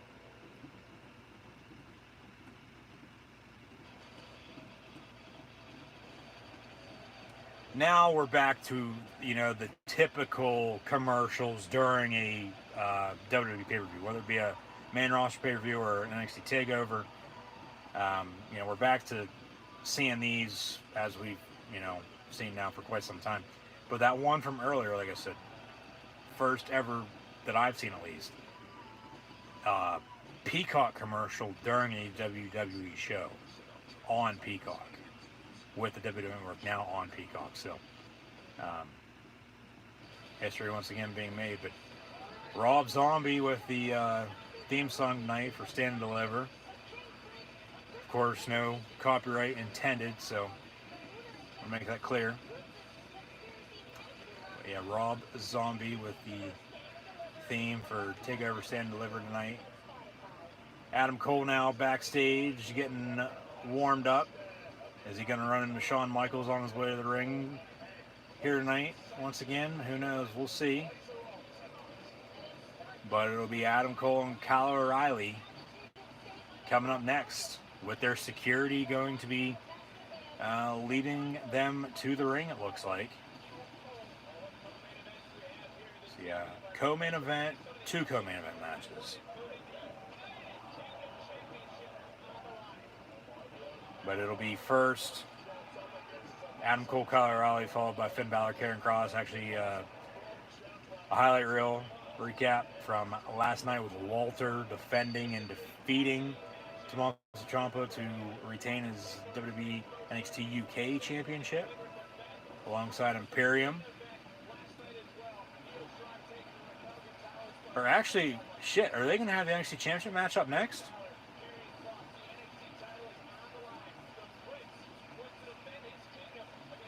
So they're going to have the unsanctioned match now as the main event. All right, that should be the main event, as I said. And yeah, it's now next, Finn Balor and Karrion Kross in the co-main event. Technically, even though they're both co-main event matches. All right, this is coming up next now. So they're going to hold off for Adam Cole, Kyle O'Reilly as TakeOver Stand and Deliver Night 2 main event. As it will be unsanctioned, anything goes, so they're going to tear the house down, figuratively and literally. So, yeah, coming up next for the NXT Championship, it'll be Finn Balor and Karrion Kross. A championship title that Cross has never lost. Finn Balor, 14-1 at takeovers. History as mentioned, with the similarities at least, with Balor and Cross becoming champions early on in their WWE careers, and then suffering injuries, having to relinquish those titles before eventually winning them back. But yeah, really, what took us so long to get here? Well, go back 8 months, like I said, all right?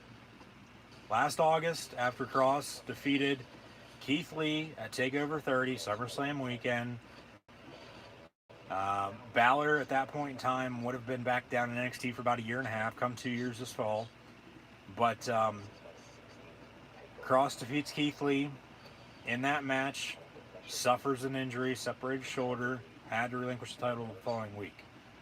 They then had a 60-minute Iron Man match with Tommaso Ciampa, Johnny Gargano, Adam Cole, and Finn Balor. Cole and Balor were the last two remaining. They then, the following week, squared off in a singles match to the NXT Championship, in which Balor won. Cole then with the Undisputed Era, Ridge Holland in that mix as well, TakeOver 31. He's been injured, hasn't been seen since. The demise of the Undisputed Era, we get Cole O'Reilly now officially in the main event for TakeOver Stand and Deliver, unsanctioned. After this, coming up next with Balor and Cross, which both these matches that are coming up next, going to absolutely steal the show, no doubt about it. They're going to be the two best matches from this two-night TakeOver when it's all said and done. Even though I did say last night there's a few matches from night one and tonight and the rest of the weekend that obviously, yes, could very well steal the show, along with stealing the night, stealing the week, stealing the weekend, stealing the month, stealing the year at that. So yeah, okay, now we got Pete Dunne along with Danny Burch and Oney Lorcan. And the reason why we had a triple threat match for the vacant NXT Tag Team title last night with MSK winning those is because Danny Burch and Oney Lorcan are injured and on the shelf.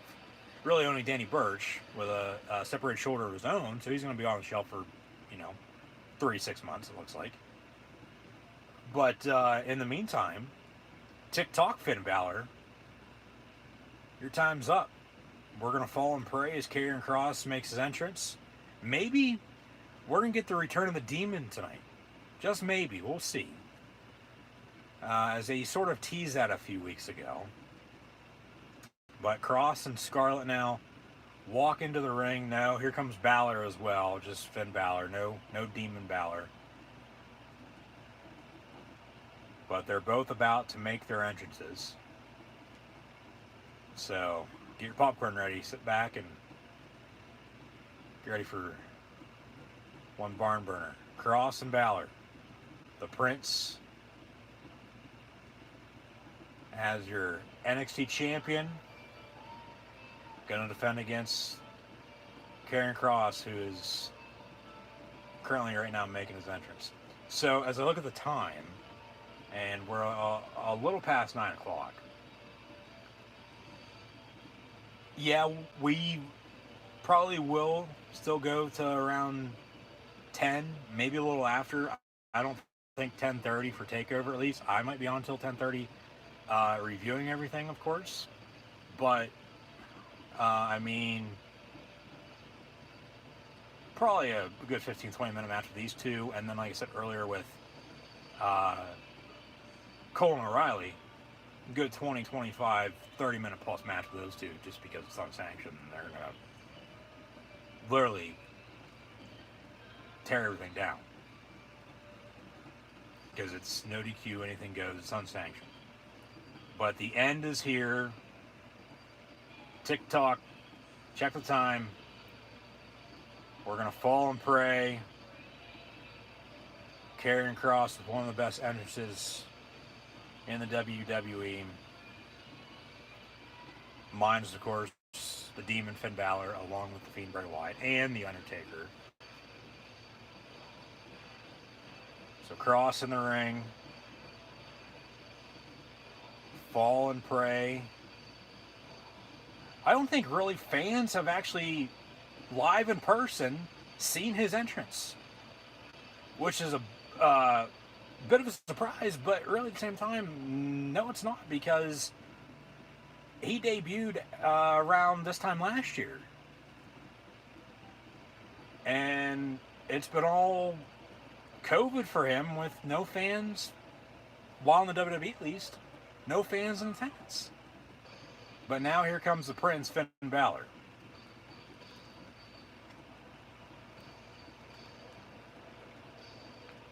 As they're actually showing still pictures on the screen of Finn Balor at every single takeover he's been a part of.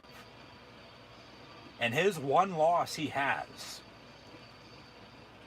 I can't recall who it is against, but if I'd have to guess, either Kevin Owens or Samoa Joe. Because since he's returned to NXT and sort of aligned himself with the Undisputed Era, then they played that out. He hasn't lost on a takeover. And he's your current NXT champion. He's about to defend against Karrion Kross. Like I said, with this, one of these two, over time, going to get caught up. I mean, they both will up to the main roster. Finn back up to the main roster. But the booking, if it's not there right for him, you know, he's just going to get lost in the shuffle again. You know, she's back in NXT. I'm not going to be shocked if Finn retains. And Kross is the big call-up after Mania this upcoming weekend. Like I said earlier, I'm not going to mind whoever ends up winning this. I mean, there's contenders for both afterwards, so it'll make sense. It'll all work itself out eventually. But, I mean, everybody's thinking Kross is going to win this title back because he never lost it. And then, you know, Finn has to get a rematch, you would think. Finn has to get called back up, you know, all that.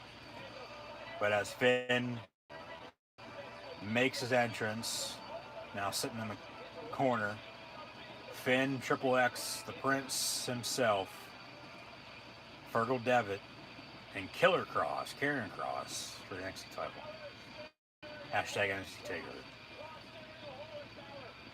But yeah, after that relinquishment from Kross, they had the Iron Man match. Balor and Cole. A week later in singles, Balor won.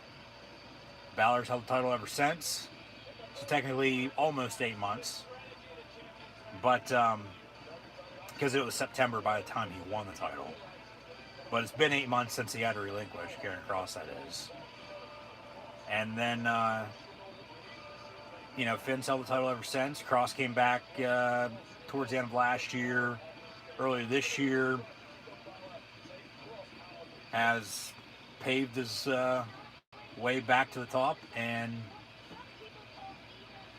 he's challenging for a championship title that he never lost. But Finn Balor knows all that very well, too, just because, you know, like I said, sort of the same paths, very similar, with getting pushed to the top early on in their careers in WWE, winning championships, and then getting injured. Because as soon as Finn Balor left NXT, was up on the main roster, challenged and defeated Seth Rollins at SummerSlam back in 2016 to become the first ever WWE Universal Champion. Suffered an injury, had to relinquish. Of course, Kevin Owens a few weeks later, with help of Triple H, won that title before he lost to Goldberg of all people the following spring Fastlane, and then Lesnar got it back at Mania 33 4 years ago now.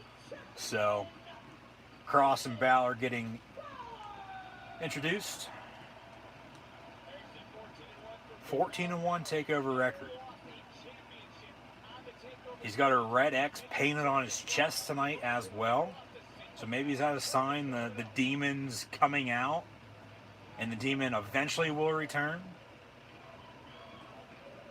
I don't know. We'll see. But this is officially now the co-main event of TakeOver Stand Deliver here tonight, with the unsanctioned match with Adam Cole and Kyle O'Reilly going to now be the main event. 2 main events is what they're saying. 2 main events for night 2 of TakeOver Stand Deliver. So not even 2 co-main events, 2 main events. And rightfully so, because they both are. Bell Ring's match underway. It's Finn Balor defending his NXT Championship against Karrion Kross. They lock up middle of the ring. Kross has some caveman-like trunks on tonight.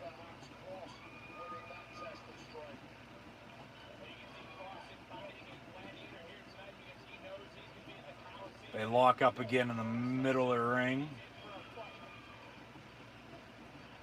And then, no, not today.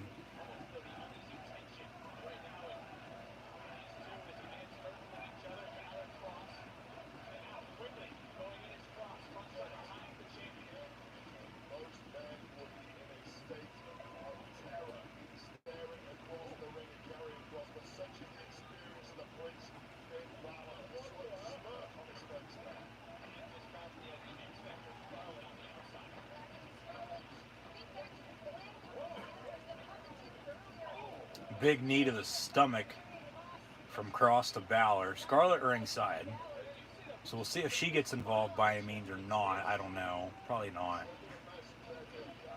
I mean, she has in the past with other matches of his. But only a few times, so no, not really, so I doubt it.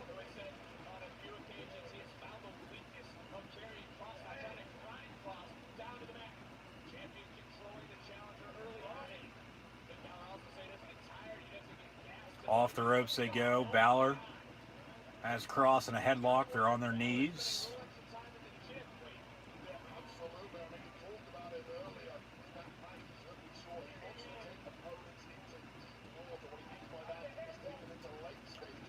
Watch the hair pulling, says the ref to Kross, who's pulling the hair of Balor. He could say the same thing to Finn, but Kross is bald, so he can't use that as an advantage by any means. Now some of that red X that Balor has on his chest is on the side of the face of Kross. It's not blood, it's pain. Like I said, maybe that's the demon of little by little coming back out of Finn Balor, and eventually he'll return to that at some point. They're going to try to lock up again, Miller Ring. Kick and then a chop, and Kross stands there like it's nothing. Going to pick up Balor by his neck and throw him across the ring. And it's TikTok time. Hashtag NXT title. But Balor stands right up, smirks, twist and turn, getting himself stretched out a little bit here, and we're going to move on. We're going to continue this with not really a whole lot going on right now. Not a whole lot has happened. A slap right across the face, though, from Finn to Karrion. And Kross just screams at him, picks him up, drives him into the corner. Now, shoulder. Is that what you want? Because that's what you're going to get.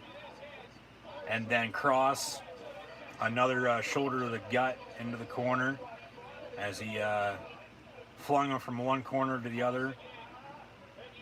Here we go again. And then Balor actually moves out of the way on this one. Shoulder first, goes Kross in the steel post. However, that is the opposite shoulder that he's injured middle of last year.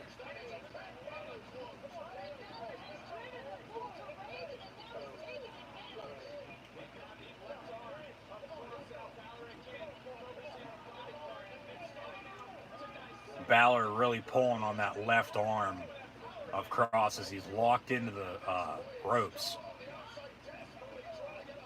And Finn now with a shoulder takedown, actually sitting on the back of Kross. He's on his knees in the middle of the ring. So picture that in your head. And he's pushing down on that shoulder. However, that's the opposite shoulder that people don't realize that he injured. So it's not really doing a whole lot of damage. Unless, of course, he does actually injure that one tonight then, too. And then, voila. He's injured both shoulders in his career then early on, which isn't a good thing. So, yeah, we'll see what does, in fact, end up happening.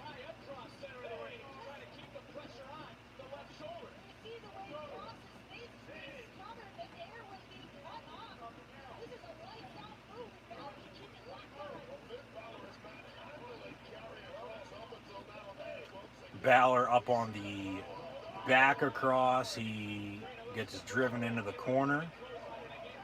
Cross now some elbows and clotheslines.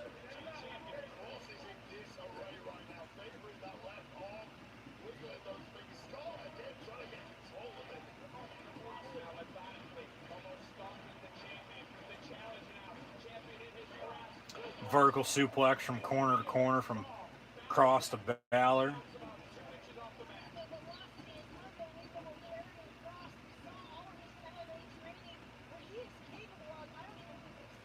Like I said, I don't have a problem with either of these two winning. I mean, really, I think it'd make more sense if Balor retained, because that would shock more people than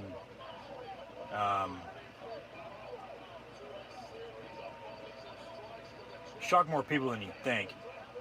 Because then Cross, I mean, he would fit well up on the main roster now as it is. He was thought to be the mystery hacker this time last year before, of course, it came to be Mustafa Ali and then Retribution. But, and now they're sort of done for. But, you know, either way they go, like I said, there's people to challenge for the NXT title. But with Cross, if you put on Cross, unless you're going to have him hold the championship title for a while, who are you going to have take it off of him? Because that's going to be the problem. Not unless you have him relinquish it again and then do what they did last time or do something different. Because there's more options, realistically at least, I think, that, you know, could actually beat and then, you know, be a surprise at that point too. Beat Finn Balor and become NXT champion that way. Because, you know, if you're keeping Cole, O'Reilly, all the Undisputed Era down, you have everybody that, you know, is up and coming. You have everybody that, you know, just signed, including Taya Valkyrie, who looks to be getting rebranded just as Eli Drake did LA Knight.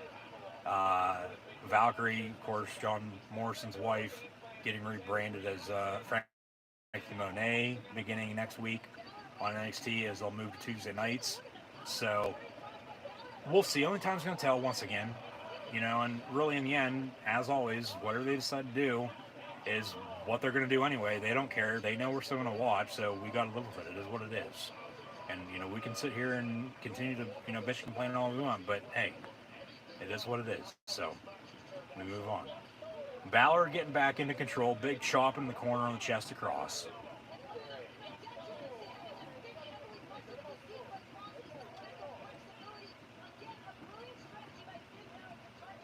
Corner to corner, no.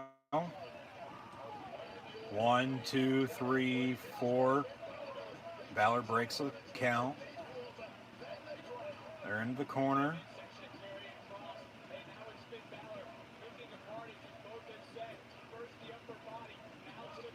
Chop across the chest again in the corner. Now they're going to go corner to corner. No. Cross holding him back still.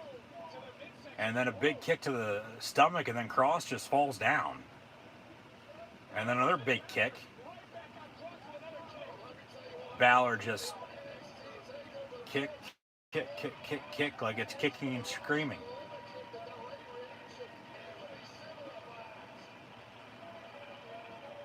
Where's the punt kick at?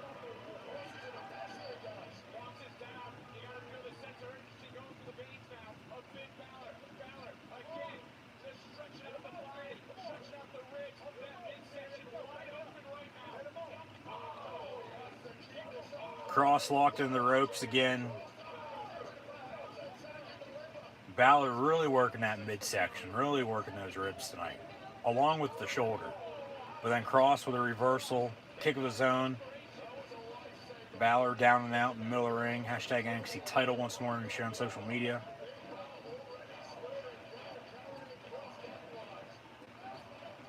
Cross gonna pick him up. Slam him down. No, actually drive him back first into the corner. And then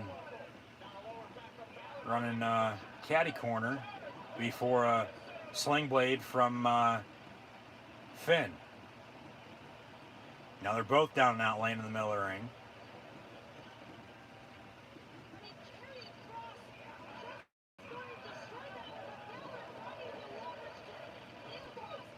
That was a good sequence, that was. Really up until this point right now, they've been going at it. They really haven't been down and out side by side together until now. They've been going pretty steady. Big kick from Finn as they're both trying to get back to their feet.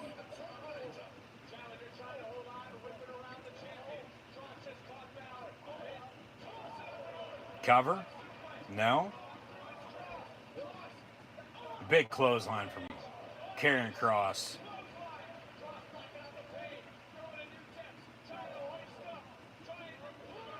And then a power bomb of some sorts. Didn't fully connect, but still good enough for a cover. 1, 2, and a kick out. They're going to share a replay here. I guess it was sort of a power bomb from Kross. He did that one a little bit differently. Shoulder, and then when he goes down, he gets on like one knee. And in the meantime, he's power bombing him. He's slamming down his opponent. So Kross trying to pick him up, but Balor with a reversal of his own. Stomp to the chest. Off the ropes goes Finn. There's that running kick. Playing some kickball. It's a home run. But for now, only a single. Maybe a double or a triple, but we haven't gone home yet. Haven't been waved home to finish to have Finn retain. So don't want to get too far ahead of ourselves by any means, but Finn Balor along Karrion Kross, I mean, it's sort of been split back and forth, pretty even matchup right now. Nobody's really been in full control, even though I've said that and say that for all matches. But there's another sling blade from Finn. Finn now has Kross in his scope. Staring him down, bang, bang, and then, well, Kross reverses with a clothesline of his own.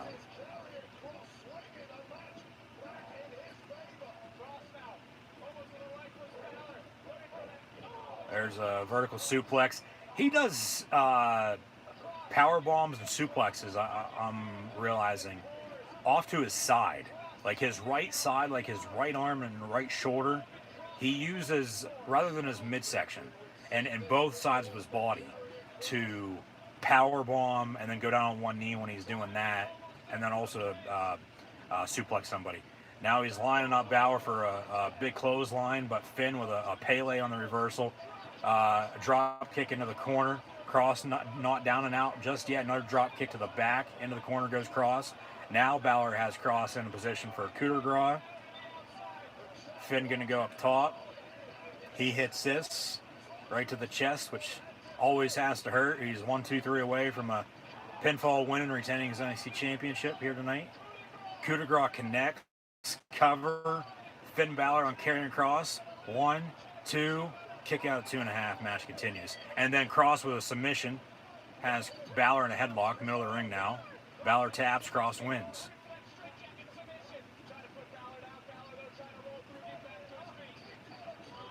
Now Kross on his feet, Balor on his knees. Headlock still locked in though.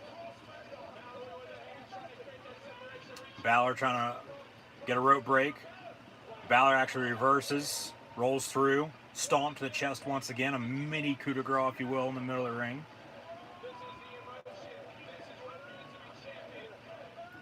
Finn chants, this is awesome as well. Big kick to the gut from Finn Balor to Karrion Kross. Trying to get him in a submission hold of his own in the middle of the ring. But if Kross rolls that through, cover 1, 2, 3, if they count it, Kross is your new NXT champion. That's a pin right there. Count it. 1, 2. They're going to say his shoulder's still up a little bit, it looks like, I guess. I don't know. Looks like a pin to me. I'd count. So it's a pinfall and a submission. I mean, hell, we could have counted the 20 by now.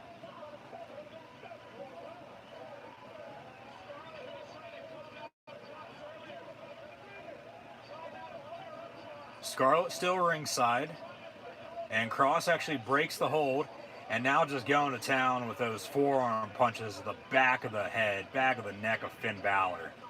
Who's literally just like, seems unconscious, but you can tell he's still breathing there a little bit. I'm surprised they didn't call for the bell there, and that's how they had that finished. Suplex from Cross to Balor. Now this, is giving me a flashback to, what was that, Royal Rumble, Brock Lesnar and Finn Balor in that squash match that Finn unfortunately had to be a part of for the Universal title. Another suplex, shit, right on his head.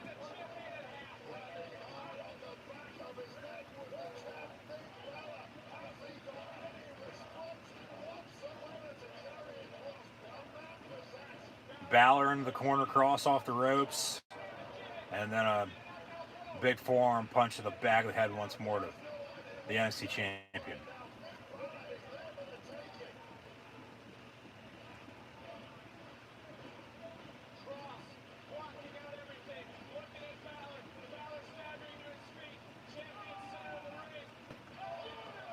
Another big forearm punch to the back of the head, now in the middle of the ring.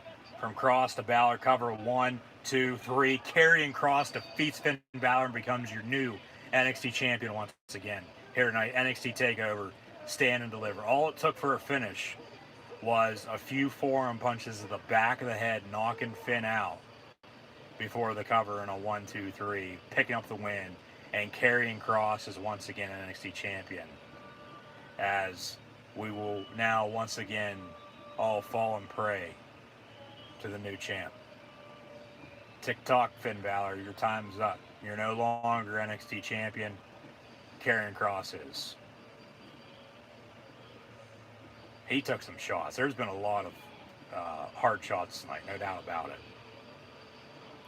And the end to Finn Balor's championship reign is officially here. He loses to Karrion Kross tonight. So maybe Balor's going to get called up, back up to the main roster.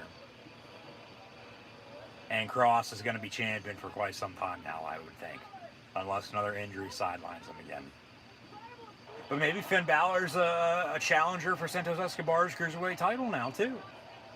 Or maybe they have Finn go to NXT UK and challenge Walter for the United Kingdom title.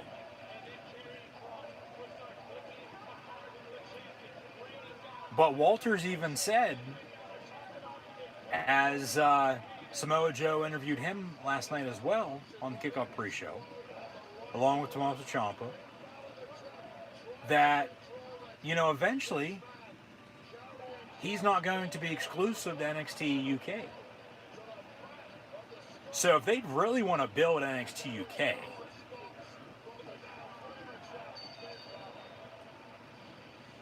and they're going to have Walter on NXT here in the US most of the time.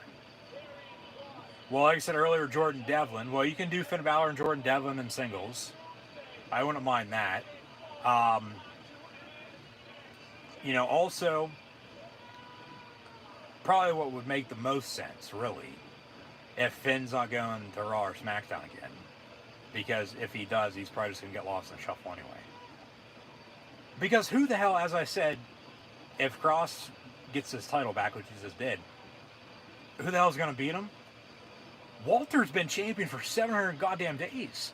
Nobody's been able to beat him, so who's going to beat him? Well, maybe Finn Balor. Maybe that's why they took the title off of him, here tonight. Put it back on Kross because they have bigger and better things for him to do. But Kross, just as Walter's been champion for 700 days, that's almost 2 years. Might actually be 2 years, like, to the day. But Karrion Kross is going to be NXT champion for quite a while. At least until SummerSlam. At least until the end of the year, I'd expect.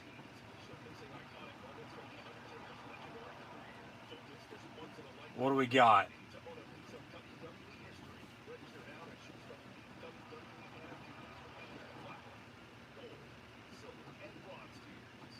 WrestleMania is this weekend. WWE.com/NFT this Saturday at 10:30 a.m.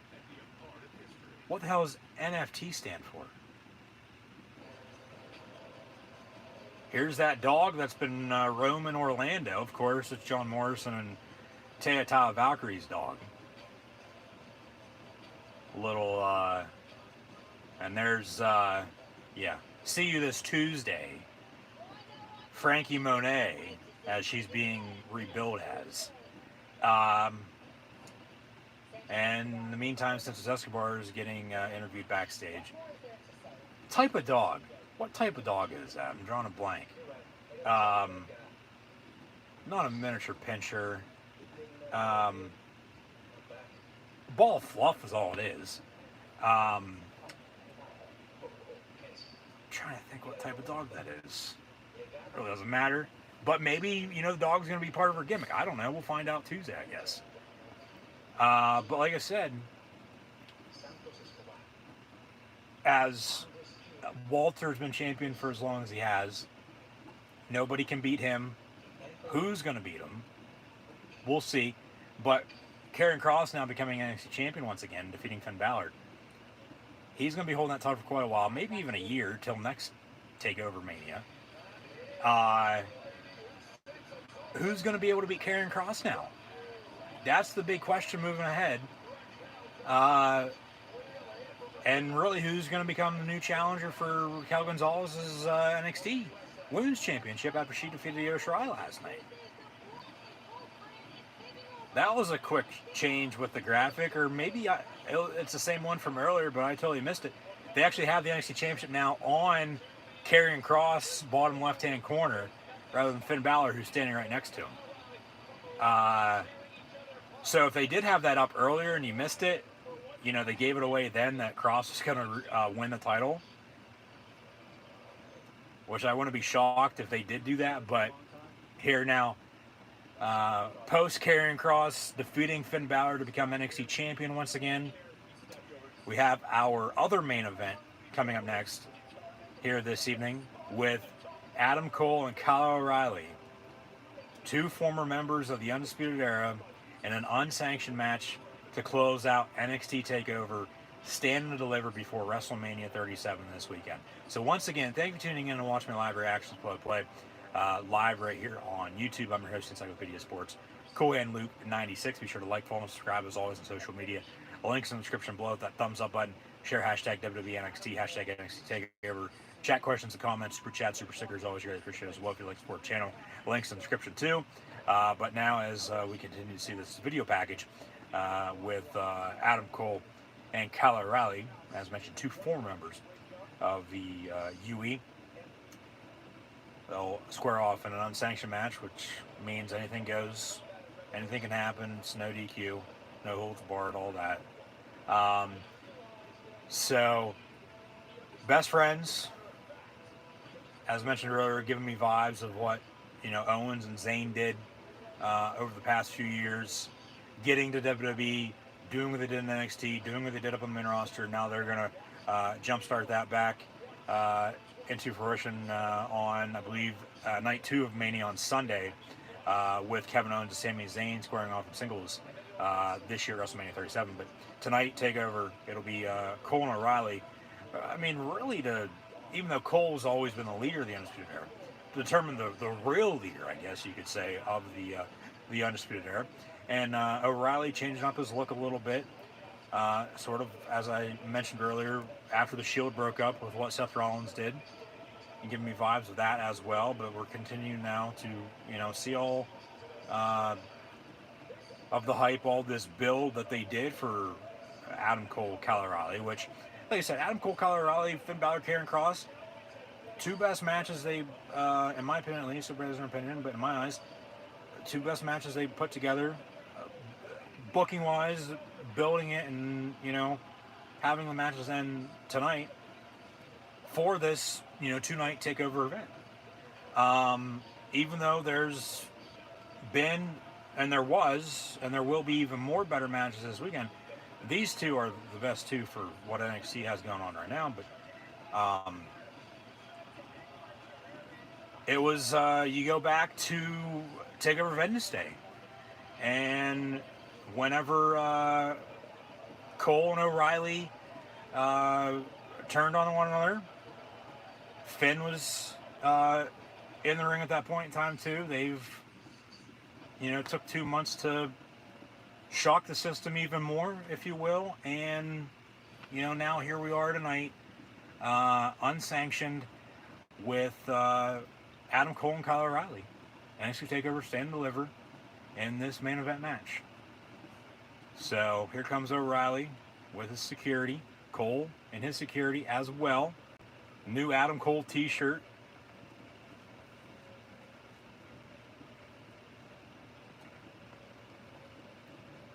But let me know in the comments below, and hopefully you voted on the poll on social media who you have winning this match with Adam Cole and Kyle O'Reilly.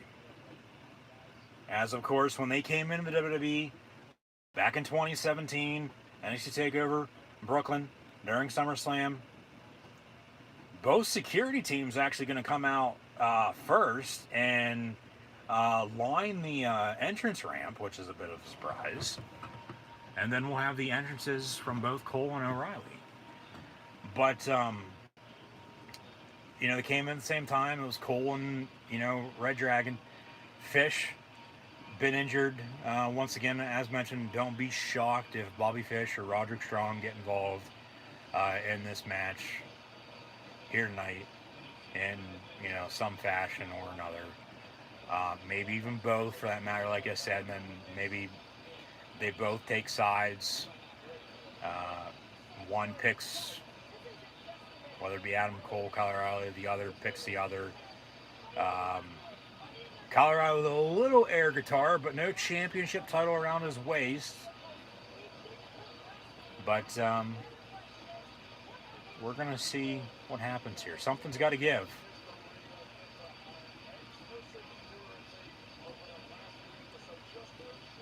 But this will be the final match of the evening. And we'll probably go, I'd say, to, as it's almost 10 o'clock, probably a little after 10, with the overrun, but this is close to Peacock, so it's a network. They can go as long as they want.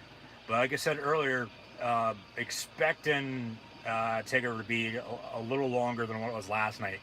So 10:30 at the latest. They'll have a 30-minute match probably. Like I said, 20, 25, 30-minute plus match with Adam Cole and Kyle O'Reilly this evening. TakeOver Stand and Deliver. And now as O'Reilly's in the ring, the security teams that are lining the entrance ramp, they're now getting into the ring to back, or actually split it corner to corner between Kyle O'Reilly and Adam Cole. Once officially Cole comes out, O'Reilly with new entrance music, of course. But we're about ready to shock the system.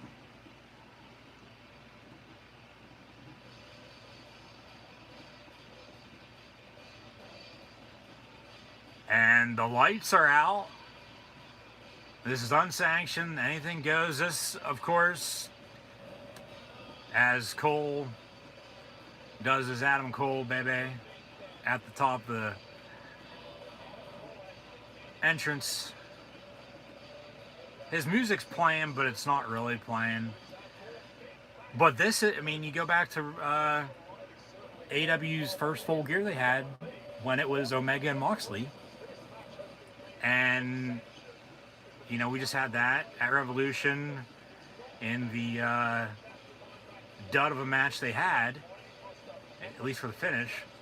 And looks like we'll get that again, of course, come Double or Nothing. But, okay, Cole's still going to do his boom and Adam Cole, baby, it looks like. So he looks at the camera, turns around. Security's crisscross. Boom from Adam Cole.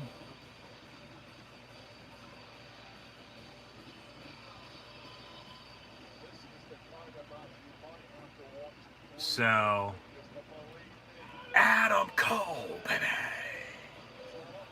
He still does that in the middle of the ring as he stares down Kyle O'Reilly. All right. Shows him who's boss, who's number one, who's top dog. Falling contest scheduled for one fall. It's an unsanctioned match. Anything goes. It's no DQ, no holds barred. Kyle O'Reilly, Adam Cole being introduced.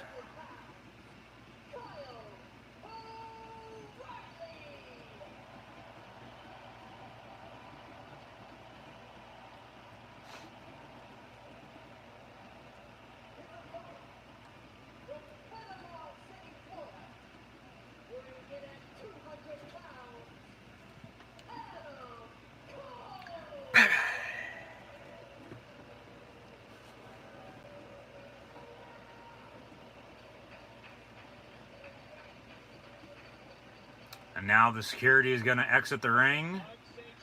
The ref actually in black pants and a black t-shirt. He's not actually dressed up as a ref. And the lights are going to come up a little bit, and then they'll dim back down, but it's as dark NXT as you can possibly get. They actually do have the Thunderdome crowd now up as well once again, so I guess it's sort of normal for an unsanctioned match here with Cole and O'Reilly for NXT TakeOver Stand and Deliver, and here we go. Bell rings, match underway, they lock up, they're going at it. Adam Cole, Kyle O'Reilly to close out the show. Big kick, sort of missed from O'Reilly in the corner.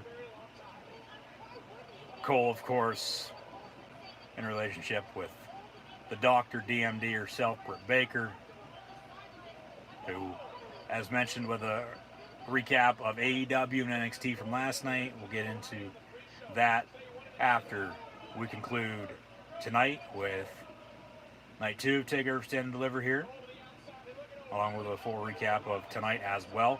Crossbody over the top rope, ringside, O'Reilly taking out Cole in front of the announce table. The announce table going to get taken out, I would assume, here at some point in time from now until the end of the match. Maybe even for the finish, for God's sakes. I don't know if the pin has to occur in the ring or not, but pinfall or submission is still the only way to win, because it is unsanctioned. Everything and anything and everything you can think of is officially legal in this match. Cole throwing O'Reilly into that cage, plexiglass barricade. Face first he goes. O'Reilly with a nice takedown on a reversal ringside. They actually probably won't fight throughout the whole PC, the whole Capital Wrestling Center.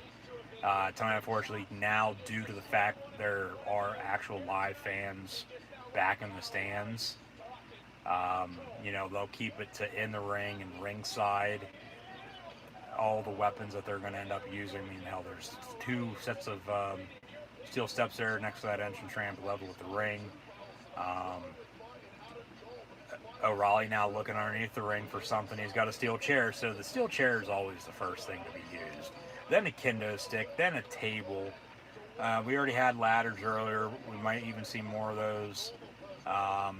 Maybe with this unsanctioned match, NXT is going to make sure they actually have their pyro go off at the end to close out, rather than some sparklers. But hey, shit happens sometimes, so enough with trying to downgrade what happened after a damn good match with Kenny Omega and Jon Moxley last month. As that was an exploding barbed wire death match. Maybe another year and a half from now, NXT will have one of those, because it's taken them, a year and a half to have an unsanctioned match post the unsanctioned match AEW had. So, I mean, if you want to compare, okay, there's that. But, I mean, really, who cares? Because they're going to do what they want anyway. I mean, it's a copycat league, as it always is, but if it works, it works. If it doesn't, it doesn't. If the fans are liking it, loving it, they want more of it, Okay, so be it. Do it. Nobody's going to care. But off the top rope goes Kyle O'Reilly as he was sitting on the top turnbuckle, and then Cole just actually stood up and shoved him off. So the ref now checking on him ringside. Cole exits the ring, uh, tracking him down, walks over to him, picks him up, back into that caged plexiglass barricade that they have.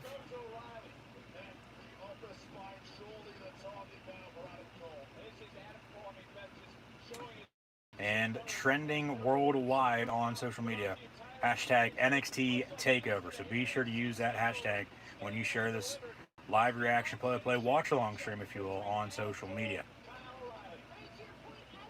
Cole now, all the other steel chairs underneath the ring, it looks like, including one with the Undisputed Era's logo on it. Those are being thrown into the ring. So we probably got about 10 steel chairs or so, I'd say, in the middle of the ring.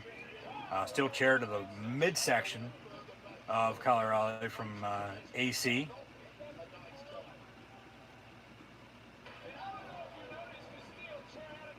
And now a steel chair to the back.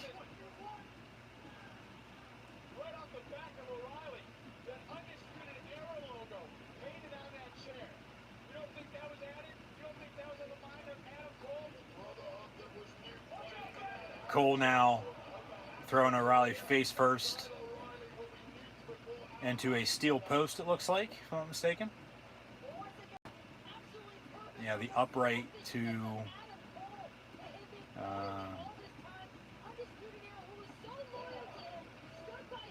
the roof of... I think that's just there for prop, though, honestly. It would be like the steel post holding like all the scaffolding up and all that high up in the air. Maybe that's how they got up there to put that, Eagle's Nest camera that they actually haven't used, surprisingly, since early on in those first few matches. Maybe they decided against it because it didn't look good, or they wanted something else out of it, or they just didn't want to overdo it and save it for later on here, which we could get more into here in a second. We'll see. But Adam Cole now with that Undisputed Era steel chair with the logo on it. Picking that up, setting it down, and then now he's got Kyle O'Reilly. Going to go for a neck breaker on that steel chair in the middle of the ring. Yep, exactly what he does. Neck breaker from Cole to O'Reilly.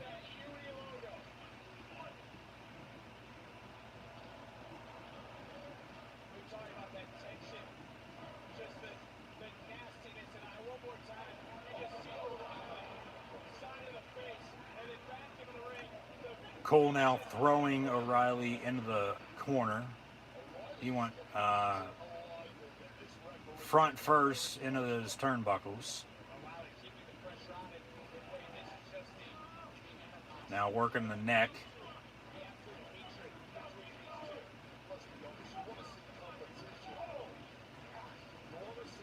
I feel if they were still doing cinematic matches, that this would be one of them. But they probably would have had one from last night, one tonight, and the one tonight would be this. Maybe even Balor Cross, for the NXT title. Have two in one night. Two for the entire two-night show, and then both tonight at that. Have it, I don't know, be like they had Braun and Bray in a swamp fight. Have it be like a Devil's Playground match or some sorts. But, cinematic matches really aren't a thing anymore with the virtual audience that they have. And then, we're sort of getting back to normal with live fans. And, you're not really going to sit through a show with one of those playing on screen, as they did the House of Horrors like that with Bray and Orton back in 2017. And, maybe we get another cinematic type match at Money in the Bank or Backlash or Extreme Rules with those two if they drag this feud out all summer long, which I wouldn't mind. It's been the best feud WWE's had going up on main roster in quite some time, I thought. And we'll get more into WrestleMania this weekend, but maybe that's what they do. But we'll see. Some right hands. Now back and forth. O'Reilly starting to fight back against Adam Cole, baby. Off the ropes. Knee to the midsection, off the ropes again. Big boot to the face from Cole to O'Reilly. And then Kyle with a kick. A knee to the midsection as well.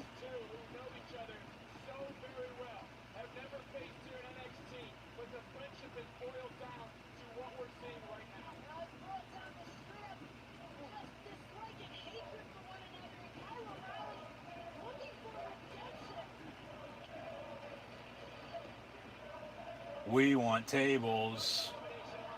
We'll get tables. Calm down. We'll get those. We'll probably get a ladder, I bet. Like I said, though, probably not, though, since we had a ladder match. Kendo sticks still to come. Probably in a fire extinguisher or like some chains of some sort, too, probably. Surprised no barbed wire, but they probably want to stay as far away from barbed wire as they possibly can. O'Reilly with a power bomb to Cole on the steel chair that he had propped up, like you can actually sit in it. So that had to hurt. And okay, yeah, there's no rope breaks or anything like that. Yeah, it's unsanctioned, so. Cole rolls out of the ring. Ref gonna go check on him. O'Reilly on the ring apron as Cole's actually sitting in a chair ringside. O'Reilly off the ring apron with a double flying stomp right to the chest of Adam Cole. Show a replay. Yeah, exactly what it was. So O'Reilly fighting back. He's in full control right now. But pretty even here. Probably not even a quarter of the way through this match. Which is a good thing. I mean, let them fight all day and all night. All week, all month, all year long, for God's sakes. Cole now with a steel chair. Getting to his feet. Right to the head, no. O'Reilly gets back in the ring, knee to the midsection. And then a kick. And then, ooh. Cole put the chair up, and then O'Reilly went for a right hand and hit the chair. But O'Reilly with the cover. 1-2 kick out by Adam Cole.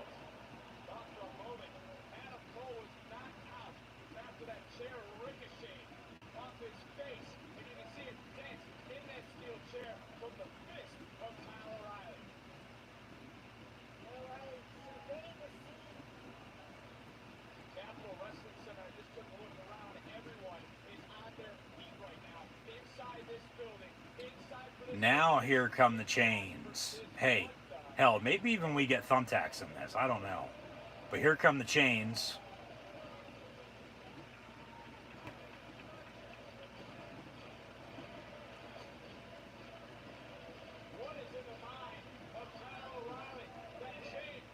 And Cole going to go for a DDT. Actually, a neck breaker between the middle rope.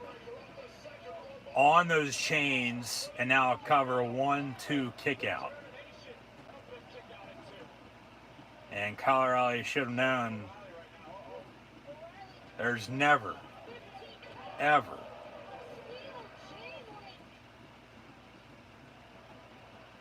there ain't no good chain gang. However, okay, Cole with those chains, tying them up against the ropes. So now, what are they going to tie themselves to the chains, to the ropes, or actually going to try to choke them out, it looks like. Actually, just braze the forehead. But probably what type of match will this end up being they've had in the past. That they're both tied to each other at the wrist. Drawing a blank. If anybody does know, let me know in the comments. O'Reilly actually going to now tie his right ankle to the chain that's tied to the top rope here on the hard camera side. And now he's going to kick Adam Cole right in the face. So I'm sure there's going to be some blood here coming up shortly. Cole, the reversal. Gonna put in a figure four on Kyle O'Reilly as they're both locked into the chains that's tied to the rope. Figure four locked in the middle of the ring. This is unsanctioned pinfall submission, only way to win.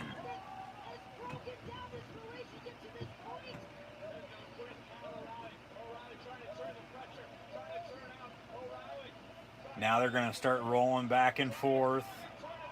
O'Reilly reverses the figure four.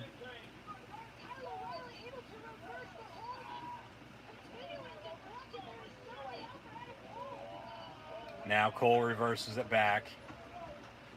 Right hand from Kyle. Right hand from Adam. Right hand, actually a double knockout blow from both of them at the same time. So that chain's still tied to the top rope, but O'Reilly actually undoes it from his, or undoes it, excuse me, from his right ankle.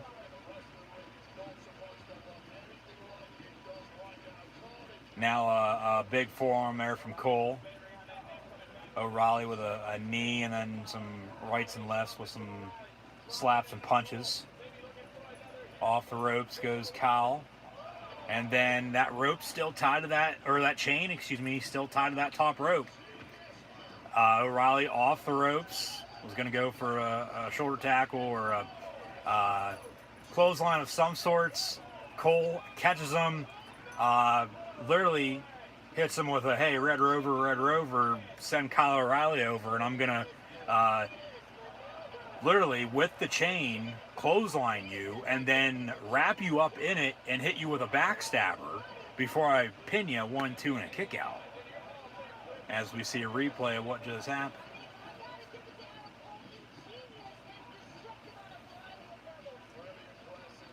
Cole now setting that steel chair up in the corner once more. He's going to sit down, it looks like. No, he's going to pick up another steel chair. There's two Undisputed Era themed steel chairs. And he's going to set them up against one another.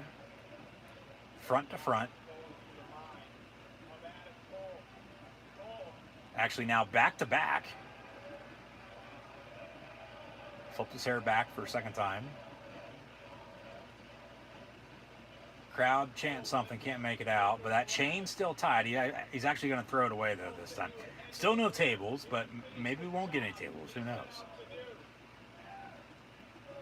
Cole now has O'Reilly up on his shoulders. And then O'Reilly going to go a suplex to Cole on those chairs that he set up now. Elbow. Suplex. They're working their way back over to those chairs. Cole now with a running knee as O'Reilly's sitting on that chair in the corner. Cover. 1, 2, kick out. That was a good sequence. Suplex from Cole to O'Reilly. He flies, magically lands in the chair, and then a running knee before the pin. Running knee from Cole to the face, not the back of the head of his opponent, Kyle O'Reilly tonight. Unlike, for his finisher against other opponents he's had in his past, and then picking up the win 1, 2, 3. Now the steel step's going to get involved.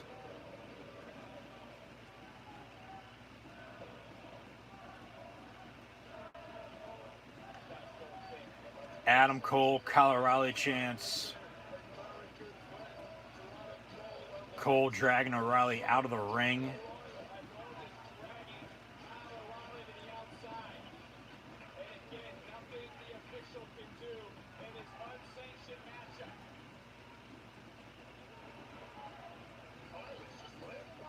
Just knock on wood, hopefully no one gets severely, legitimately injured in this match. That goes for all the other matches that have already happened and are still yet to come this weekend too. On top of the steel steps now, O'Reilly has Cole in position for a DDT. Does he hit it though? No. Hits him with a big knee to the chest instead, knocks him down. As they're ringside in front of the announce table. Well, sort of in that corner in front of the announce table. So it does look like we'll get some extra overrun from what we got last night. Let's go Kyle. Let's go Kyle Adam Cole chance. And then Cole drives O'Reilly into that barricade. Here comes Kyle, the big running kick. Big running boot, more so than not, excuse me. Now here comes time. It is now officially time for the demolishing of the announce table. As they're cleaning house, excuse me. About ready to tear down the house.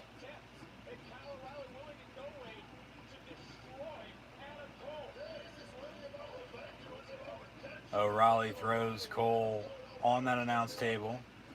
Vic Joseph, Bad News, Wade Barrett, and Beth Phoenix all move out of the way.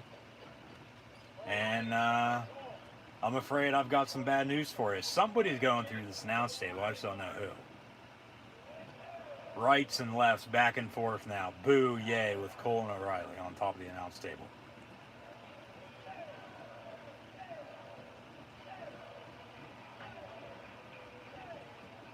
Cole with 5 straight right hands. And a vertical. Oh, shit. I am the table. Table did not break.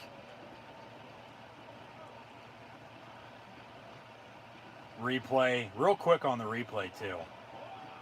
Vertical suplex as O'Reilly reversed it. Almost head first for Adam Cole as he goes flying. Table did not break. Table did not break. That's 2 takeovers in a row the tables did not break. Well, actually, the last one, the table just broke on its own. Now Cole's walking over to the timekeeper's area. What's he got, a TV? Is that a TV?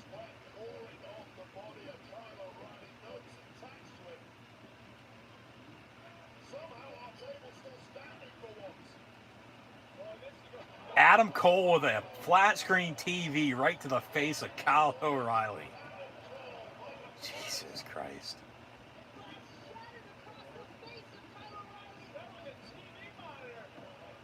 They're calling it a TV monitor, but it was a TV. It was like a decent 32-inch TV, for God's sakes.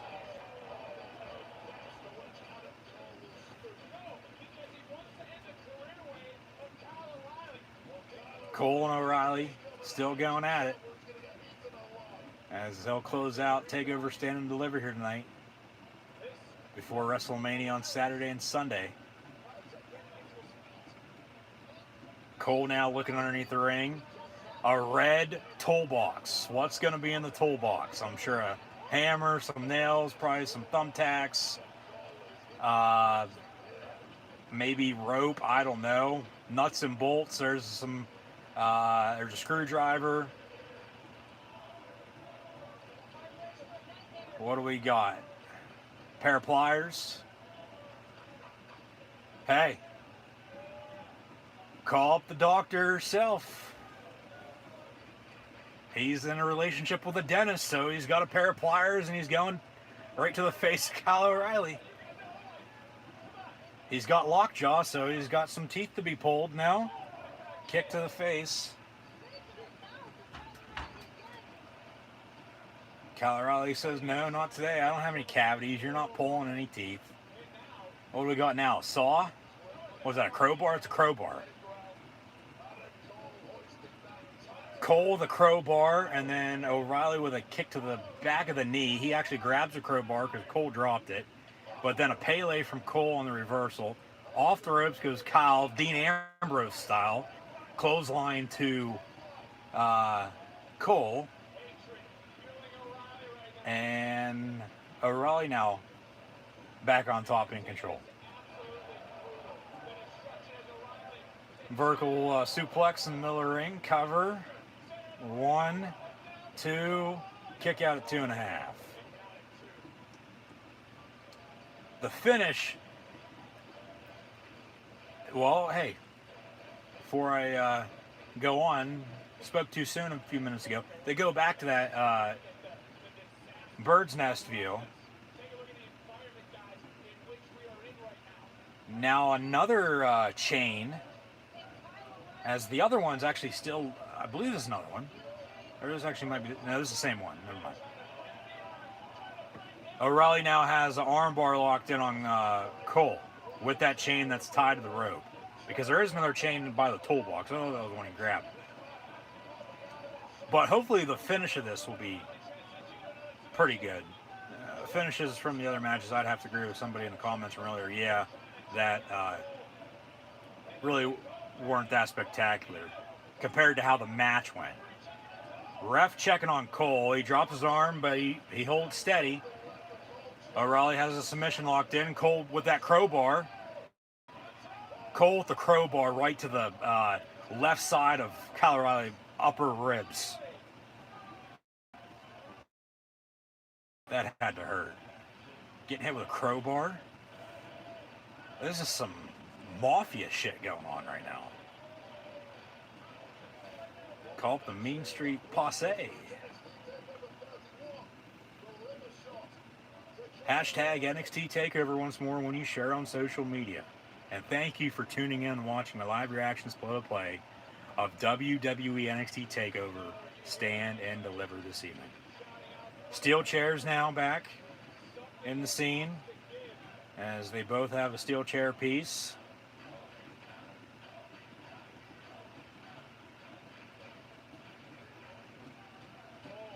What are they going to do? Sit down in the chairs and stare at each other in the middle of the ring now? That's what it looks like. Cole sits down. This is awesome, Chance. This is awesome. This is by far best match of the night. And nothing against Balor and Cross. That was a damn good match. This, by far, best match of the night. Best match of the 2 nights so far. Owens and Zayn going to tear the house down Sunday. Rollins and Cesaro will as well, I think. Along with Reigns, Edge, and Daniel Bryan, too. That triple threat Universal Championship match. There's actually a few more damn good matches this coming weekend for WrestleMania. But tonight, NXT TakeOver Stand and Deliver as Adam Cole and Kyle O'Reilly battle in an unsanctioned match. Forearms now back and forth. Best friends now bitter enemies. Low blow from Adam Cole. Sit down in your chair, Kyle O'Reilly. Actually falls to the ground. A low blow. Hey, it's legal. It's unsanctioned. Anything goes.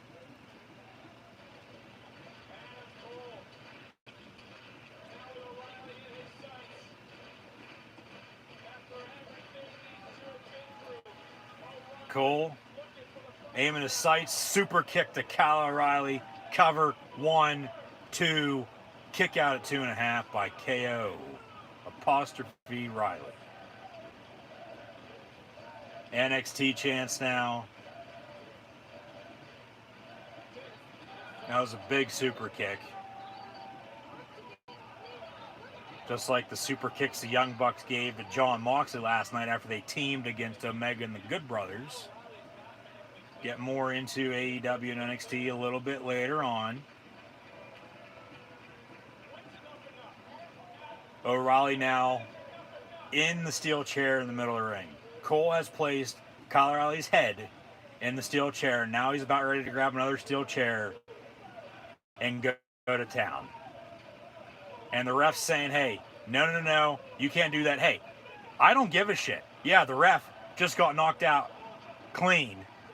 Adam Cole tells him to shut up. I don't care. This is unsanctioned. I'm going to do what I want. But in the meantime, this gives Kyle O'Reilly an advantage to get out of that steel chair. And Cole's now not going to be able to hit him with that steel chair, with him being lodged in the other steel chair, as Cole hits a right hand to the ref, knocking him out cold. But hey, it's unsanctioned, anything goes. So he didn't get DQ'd. Match is still on. I'm sure they're going to bring another ref out. Or Roderick Strong or Bobby Fish is going to come out and 1, 2, 3 act as the official. Sunrise, Panama Sunrise from Panama City Playboy. Cover 1, 2, 3, 4, 5, 6, 7, 8, 9, 10. Adam Cole now going over to the official. Of course, now noticing he's knocked out cold. Somebody's probably come out and attack Cole. Cole's actually telling the ref to get up. But this is also going to give O'Reilly another chance, another advantage to get on his feet and retaliate and reverse Adam Cole and potentially pick up the win here. But like I said, maybe, if Strong or Fish do get involved here, they'll come out, act as the ref, or hell, even just send on another ref. And quick 1, 2, 3 like Mike Tyson, and we'll have a winner. Now we got a new feud in NXT. It's Adam Cole and this official. Give me that on NXT next week. Now they're going to fight up the entrance ramp as O'Reilly's literally rolling up the ramp. Cole, the steel chair, going to follow.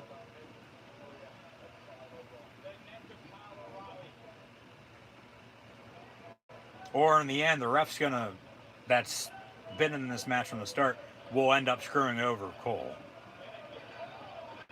O'Reilly just got hit in the face with a steel chair.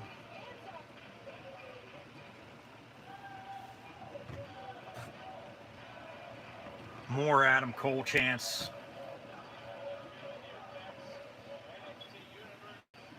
Cole as they're gonna fight next to the entrance ramp now.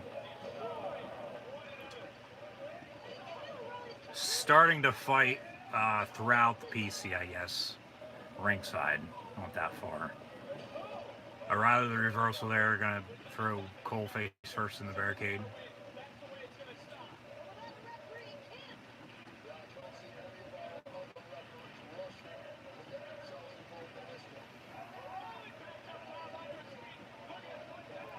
Cole on his feet, but O'Reilly has him in submission.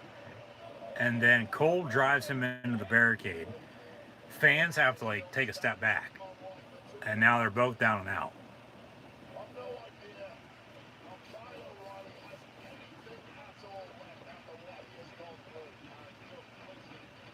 Slow claps.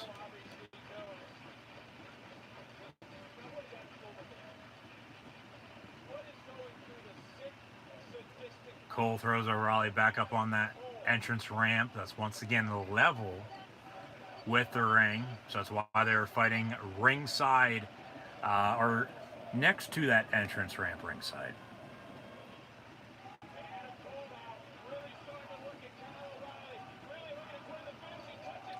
And once again, Cole on his feet, but O'Reilly with a submission. Has him in a headlock. Oh shit, Jesus Christ. I wasn't expecting that. Holy shit chance. Yes, holy shit is indeed right. They just broke the center of the entrance ramp. They actually made their own grave. See a replay here. As they just fell 6 feet down. Probably not even that, but you get my point. Yeah, probably only a couple feet there.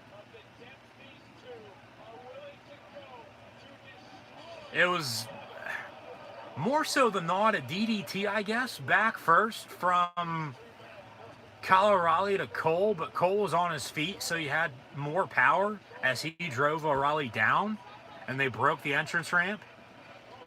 And now Cole exits the hole in the ground, and he's bleeding from the mouth. He's actually going to kick the side of the entrance ramp, break open this drywall that's holding up the sides. And he's going to drag O'Reilly from the depth and drag him back. Actually throw him back up on the entrance ramp again, excuse me. They didn't break the announce table earlier, but they did break the entrance ramp, which you don't really see a whole lot too often. Maybe they'll try to go back to the announce table as they're crawling back to the ring. And hey, in the meantime, what do you know? The ref's back up on his feet. And Cole's bleeding a little bit more than O'Reilly is. He's bleeding from his hand, it looks like, more so than not, than his mouth. But there is now officially blood in this match.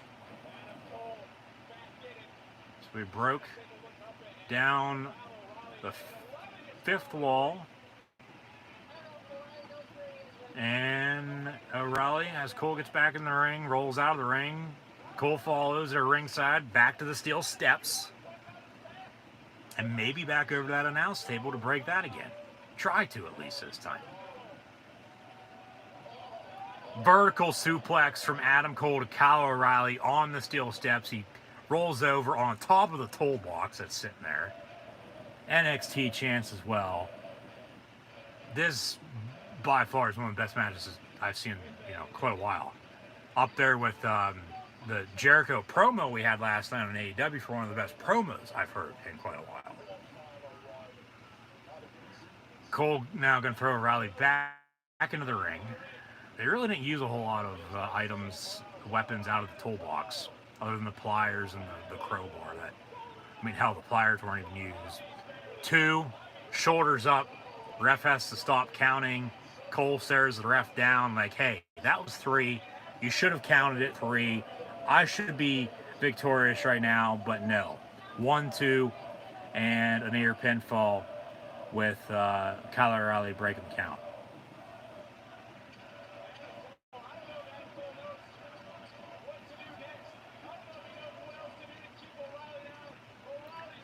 There's a steel chair set up once again in the middle of the ring. Cole now about ready to expose that right knee brace. Had him set up for a knee to the back of the head there, but O'Reilly falls face first into the mat. Cole crawls back over to him. Now talking to him. Kyle O'Reilly can't even see straight, for God's sakes. Cole with a knee. Actually, it misses as O'Reilly moves out of the way. And then Kyle O'Reilly with an ankle lock on Adam Cole. Will he tap? No.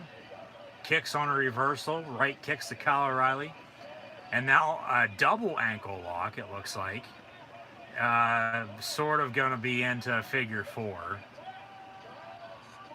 And you can see Vic, Bad News, and Beth Phoenix in the background watching off of the monitor, off of the announce table that's still there in some fashion because it didn't break.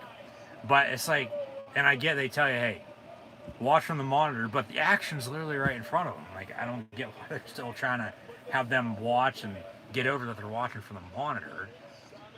But Cole actually gets out of this submission, uses those chains, and hits a right hand chain first into the face of Kyle O'Reilly. Now, Cole up on the top rope. Catches O'Reilly. O'Reilly actually catches him. Shoulders. And a GTS from Kyle O'Reilly at Adam Cole. Off the ropes. A big kick to the midsection. Right to the chest, more so than not. And now, what's Kyle O'Reilly going to do? Use Adam Cole's finisher to beat him at his own game? Knee to the back of the head, and that's exactly what he does. 1, 2, kick out at 2.5. Almost. Match going to continue. Replay of, O'Reilly using Cole's finisher to take one out of his own playbook. Takes one to no one. Beat him at his own game, as mentioned. But match going to continue here.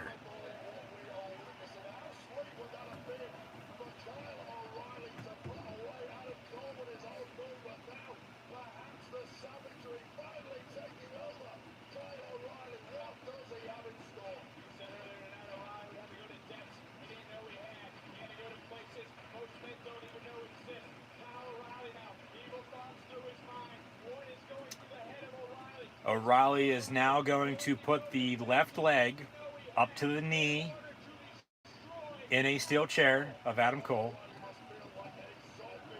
That is in a steel chair. O'Reilly now with the chains in the corner. Gonna jump off the top rope, it looks like, and potentially break the leg of Adam Cole, maybe. Cole actually gets up, steel chair to the back. As O'Reilly's now down and out once again. Hell, we might even go to 11 o'clock with these two. Let them. Why the hell not? Give us a 3-hour takeover with an hour main event with Adam Cole and Kyle O'Reilly unsanctioned.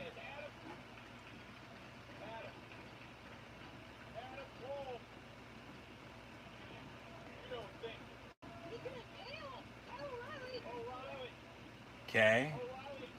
Cole has that chair positioned as it's open, but the legs are in the air.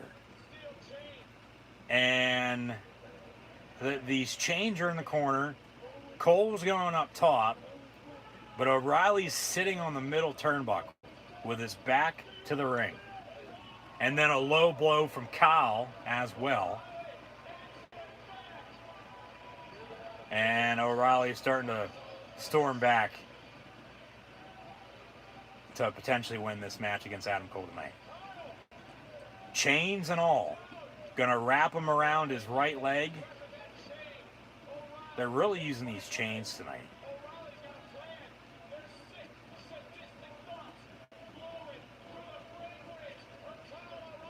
And he's actually gonna tie him, lock it on his knee so that the chains aren't going anywhere. And these chains are still tied to the top rope.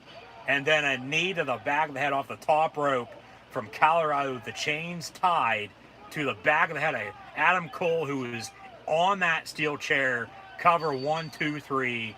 Kyle O'Reilly defeats Adam Cole in this unsanctioned match to close out NXT TakeOver Stand and Deliver. That was a damn good match, a damn good finish.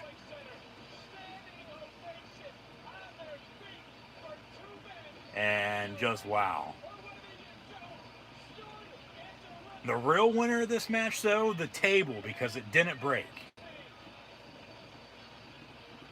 But Kyle O'Reilly with the win. I mean, maybe is this it for Adam Cole now moving forward in NXT? Is he going to Raw? Is he going to SmackDown? We'll see. Only time will tell, hopefully. Hopefully not, though, at the same time. Ref checking in on Cole, making sure he's all right. As he was, like, literally shaking after O'Reilly hit the knee off the top rope with the chains attached to the back of the head of Adam Cole, who was in that steel chair that he actually had propped up, had O'Reilly in. He was in it then as well, the left leg of his. And then, you know, for the finish, that's the route they went with O'Reilly with the chains on his knee to the back of head of Adam Cole on that steel chair. He's laying on him, cover 1, 2, 3. And Adam Cole and Kyle O'Reilly steal the show. But O'Reilly picking up the win. 1, 2, 3, defeating Cole this evening. 2 low blows tonight as well. A crowbar, some steel steps. But those chains.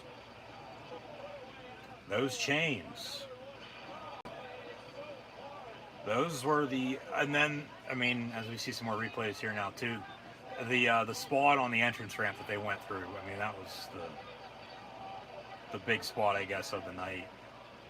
Well, in this match at least. That we've seen in other matches before too. And then the finish, 1, 2, 3. With the knee to the back of the head with the chains on the chair on Adam Cole. 1, 2, 3. Kyle O'Reilly, your winner, defeating Adam Cole tonight to close out NXT TakeOver Stand and Deliver with WrestleMania 37. Now less than 48 hours away. They bring a stretcher out for Cole. They got a few medics and referees out there putting Cole on a stretcher. Stretcher board, at least in the ring. The stretcher's ringside. And then Kyle O'Reilly now exiting the ring. Going to walk back up that entrance ramp. Roderick Strong maybe to an attack. Maybe Bobby Fish. Just don't walk backwards any further or you're going to be falling into that pit.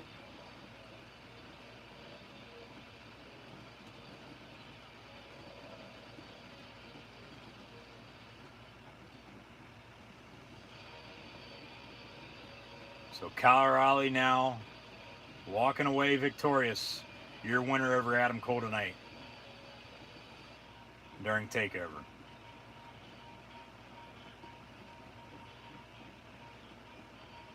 And no closing credits as of yet. They're still putting Adam Cole in a stretcher in the middle of the ring. Referee comes in from behind, talking with O'Reilly. Something's going to happen, or hey, stay here for a little bit.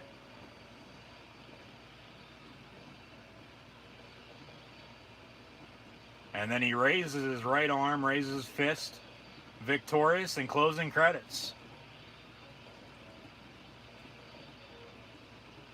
And then that'll do it now for NXT TakeOver, Stand and Deliver, as coverage has concluded. Thank you for watching on the WWE Network on Peacock. So thank you for tuning in and watching my live reactions play live right here on YouTube of WWE NXT TakeOver, Stand and Deliver. Now for a recap of both nights of TakeOver, Stand and Deliver here this week. We're going to save the full recap, now that I think about it, from AEW Dynamite from last night to a short little preview before AEW Dynamite.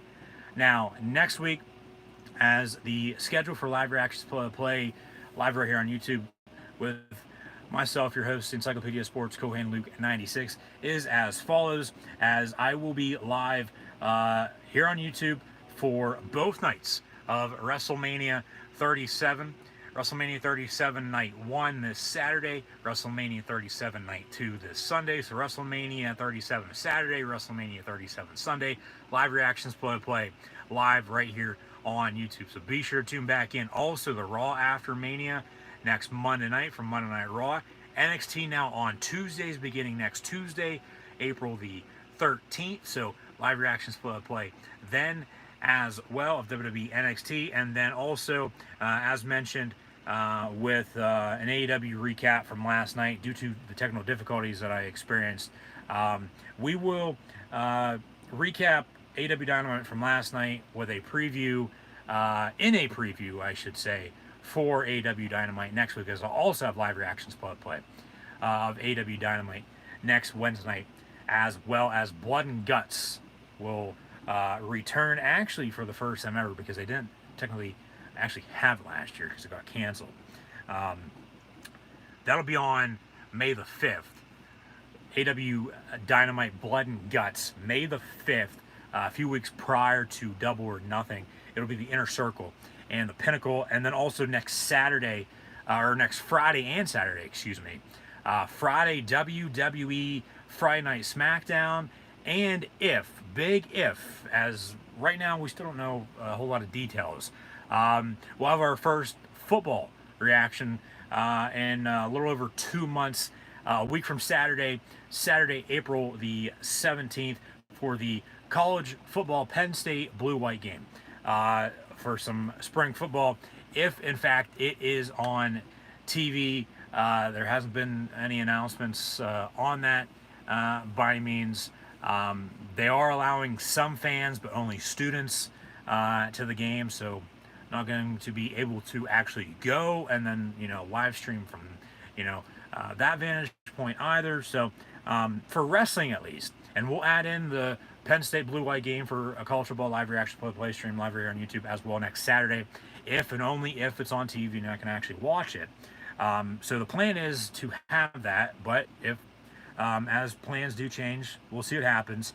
But for the wrestling, with AEW Dynamite, WWE NXT TakeOver, Stand and Deliver Night 1, last night was on, of course, had some difficulties, didn't get to actually stream that, from start to finish. Got about an hour or so in, and then it started acting up, and as I mentioned, couldn't get it back up and running as I normally would.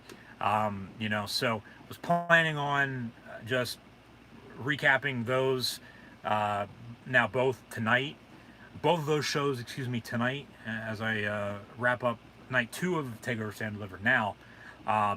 But we're going to save the AEW Dynamite recap from last night for next week, before AEW Dynamite next week. as AW Dynamite on a Wednesday night by itself for the first time ever. On the road to Blood and Guts May the 5th and Double or Nothing May the 30th. But before then, we will have, yes, WrestleMania this weekend, WrestleMania 37, Saturday and Sunday. Hopefully tune in for more live reactions, play-by-play, live right here on YouTube. Raw after Mania, NXT after NXT TakeOver, Stand and Deliver next Tuesday, as it'll officially now be permanently on Tuesday nights on USA Network. And then SmackDown after Mania next week as well. But now officially a full recap with results from both nights of WWE NXT TakeOver Stand and Deliver. Nights 1 and 2 respectively. We'll go back to last night, night 1, on the kickoff pre-show. Zoe Stark defeated Toni Storm. We had Pete Dunne, unfortunately, defeat Kushida in a singles matchup in the opening contest. It seems to me with Kushida, at least for NXT, and I really don't want to say this, but I mean, if you know, it's best for both parties, cut ties, because it seems to me every other Japanese superstar, on the men's side at least, that NXT brings in, every other has success. 1 and 3 with Hideo Itami, Kenta, of course, and now Kushida, really on the bottom of that totem pole. Nakamura in the middle. Of course, he was NXT champion. Really hasn't been booked right up on the main roster, but we'll save that discussion. Along with AJ Styles being in a tag team championship match with a bodyguard that can't wrestle this weekend at WrestleMania for another day. And, you know, going back to Itami and, you know, Kenta, couldn't, well, Hideo Itami is Kenta. He's back in New Japan. He couldn't stay healthy in NXT. A little unfortunate. And, you know, eventually over time, yeah, they just parted ways, and he's back to doing what he did do best and is still doing to his best over in the Land of the Rising Sun. And then, you know, you got Nakamura, but Kushida, okay? It's lose, lose, lose, lose, lose. He's been in the WWE now for 2 years. I don't even think he's won a match in 2021, for God's sakes. He might have won 1 or 2, but they would have been against assumed jobbers, okay, on NXT TV. But like I said, maybe this is what they want out of him, what they need for him to eventually get over if they're going to push him. But he better start winning some matches here before too long, before it's too late, because he continues to lose all these matches. Nobody's going to give a shit when he starts winning. And, you know, they start pushing him, which is going to even suck even worse. But Pete Dunne, he defeated Kushida. Hopefully Kushida gets a push, picks up a few wins, wins a title for God's sakes, because he absolutely deserves it more than anybody else. And I mean, there's not really much else to be said there. I mean, I honestly really don't know what's holding him back. He's a damn good wrestler, one of the best that they have, for God's sakes. But they're not pushing him. They're having him lose week in and week out, match after match, whenever the hell they're having him wrestle, for God's sakes. Maybe it's because he can't, you know, speak very good English. I don't know, okay? And I'm not being racist by any means, because I'm sticking up for the goddamn guy right now, okay? So, like, Jesus Christ, come on. Like, how hard is this to see that Kushida deserves what they're not giving him? And it's an absolute disgrace, in my opinion. But I'll digress for the time being. We had the Gauntlet Eliminator match last night as well. This was after the Battle Royal the week prior. The 6 remaining finalists in the Gauntlet, or in the Battle Royal, excuse me, were automatically entered in the Gauntlet match. And then they already had the order set with the eliminations from the Battle Royal, with Leon Ruff, Isaiah Swerve Scott, Bronson Reed, Cameron Grimes, Dexter Lumis, and Eli Drake, LA Knight, of course. Let me talk to you about this Gauntlet match, because these 6 that competed last night, It seems to me that Loomis and LA Knight, Eli Drake, of course, as I'm still going to be calling him because he's Eli Drake to me. He's not LA Knight. Like I said, LA Knight's like a rejected sports team name for a sport that doesn't even exist. Like, whoever the hell came up with that name, whether it was him himself or the WWE, for God's sakes, and now they're going to rebrand Taya Ty Valkyrie to, as far as we know, Frankie Monet. Like, come on. And I get it. It's for just what they do. I get it. But at the same time, like, come on, man. But this gauntlet match, the winner, as it was a gauntlet eliminator match, would get to face Johnny Gargano during night 2 tonight. That, of course, just took place, just ended, if you're just now tuning in, for the NXT North American Championship. And Bronson Reed won that gauntlet match last night. And then Bronson Reed lost to Johnny Gargano earlier tonight. So there's that. But it seems to me Loomis and Knight are going to be in a feud. You know, Cameron Grimes as the JBL of NXT from the Big Money Mat family, if you want to even call them a family. I mean, Hardy's getting a TNT title match next week against Darby Allin on Dynamite. I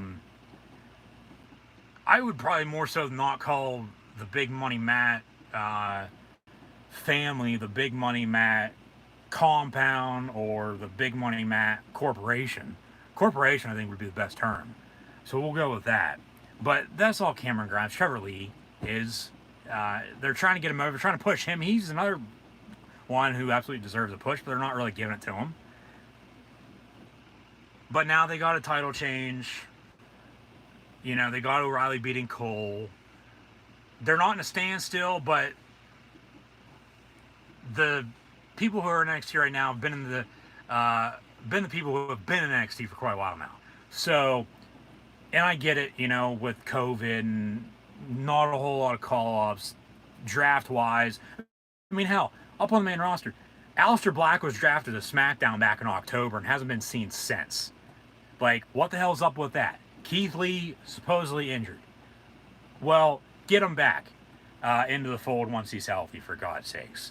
Like, some shit that they do just baffles me. Like, it is just ridiculous. But, and then, as I always say, if only, and it's a big if, but if only the booking was 10 times better, they have to worry about this shit. But that's just how it goes sometimes. It is what it is. So, yeah. Bronson Reed won the gauntlet, faced off against Gargano. Of course, as I mentioned, Gargano won that earlier. Walter defended his NXT UK title against Ciampa.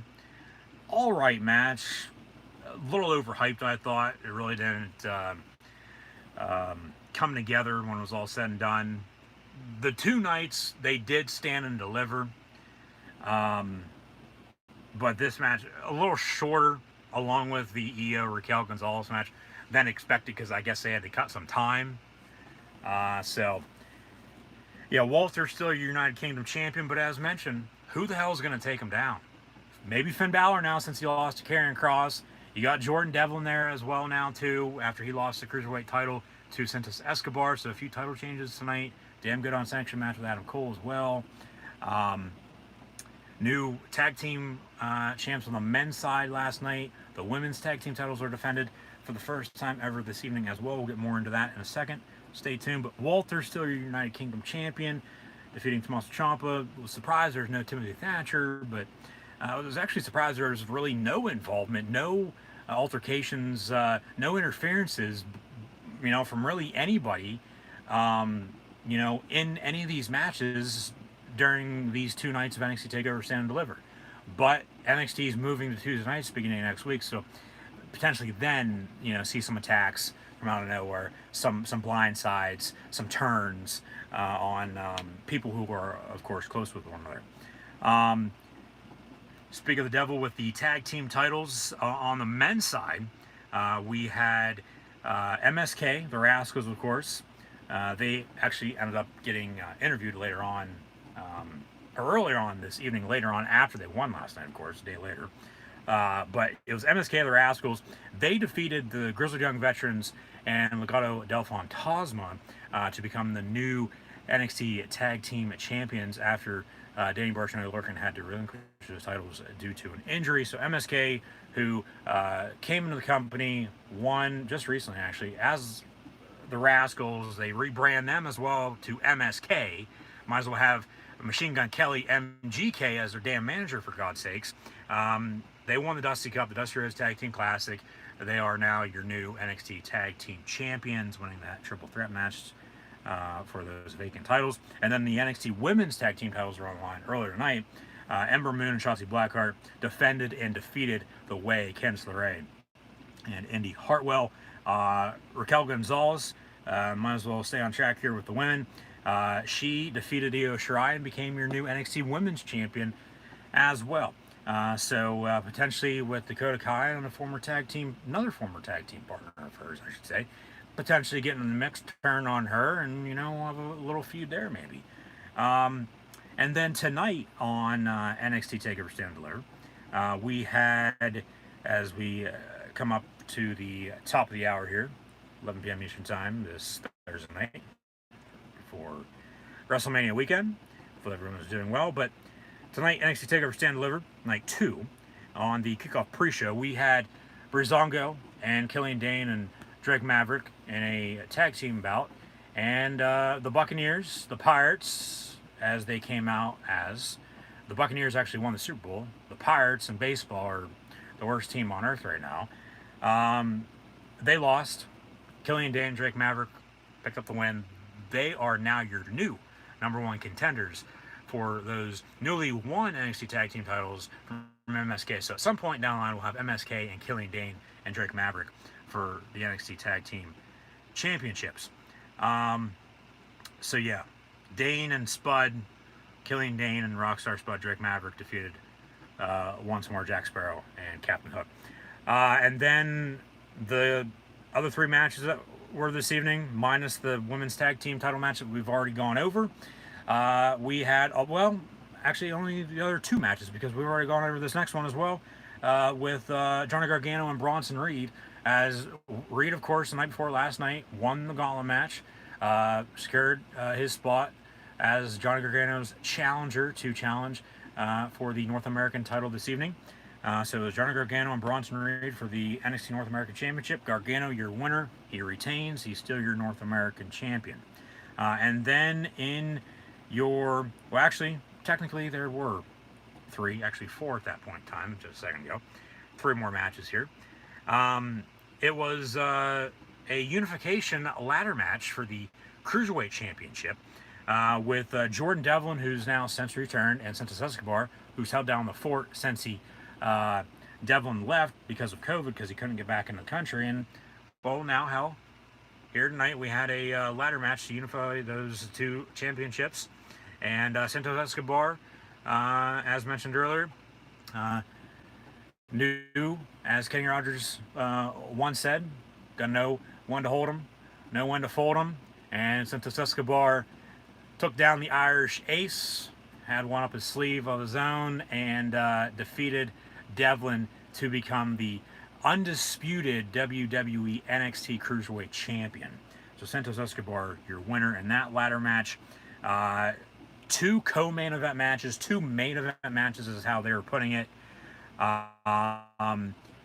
As originally thought, okay, the unsanctioned match with Cole and O'Reilly was going to be your co-main event, and then the NXT Championship match with Balor and Cross was going to be your main event of the evening. However, they flip-flopped it, reversed it on us, swerved us a little bit. Hopefully, or I'd like that show to come back on the network. Hopefully it will, but I know it won't. They had, in the co-main event, even though they're both main event matches, Finn Balor defend his NXT Championship against Karrion Kross in the co-main event of the evening. And Karrion Kross now is once again your NXT Champion, defeating the Prince. So we'll see what the future holds for Finn Balor, along with Adam Cole, after that unsanctioned main event match to close out NXT TakeOver. Stand and Deliver this evening with Kyle O'Reilly picking up the win over Adam Cole. Baby. So the future holds for both Balor and Cole, coming off the losses this evening. But yes, that is in fact WWE NXT TakeOver Stand and Deliver. As mentioned, we'll recap AEW now from last night next week before those live reactions play-by-play.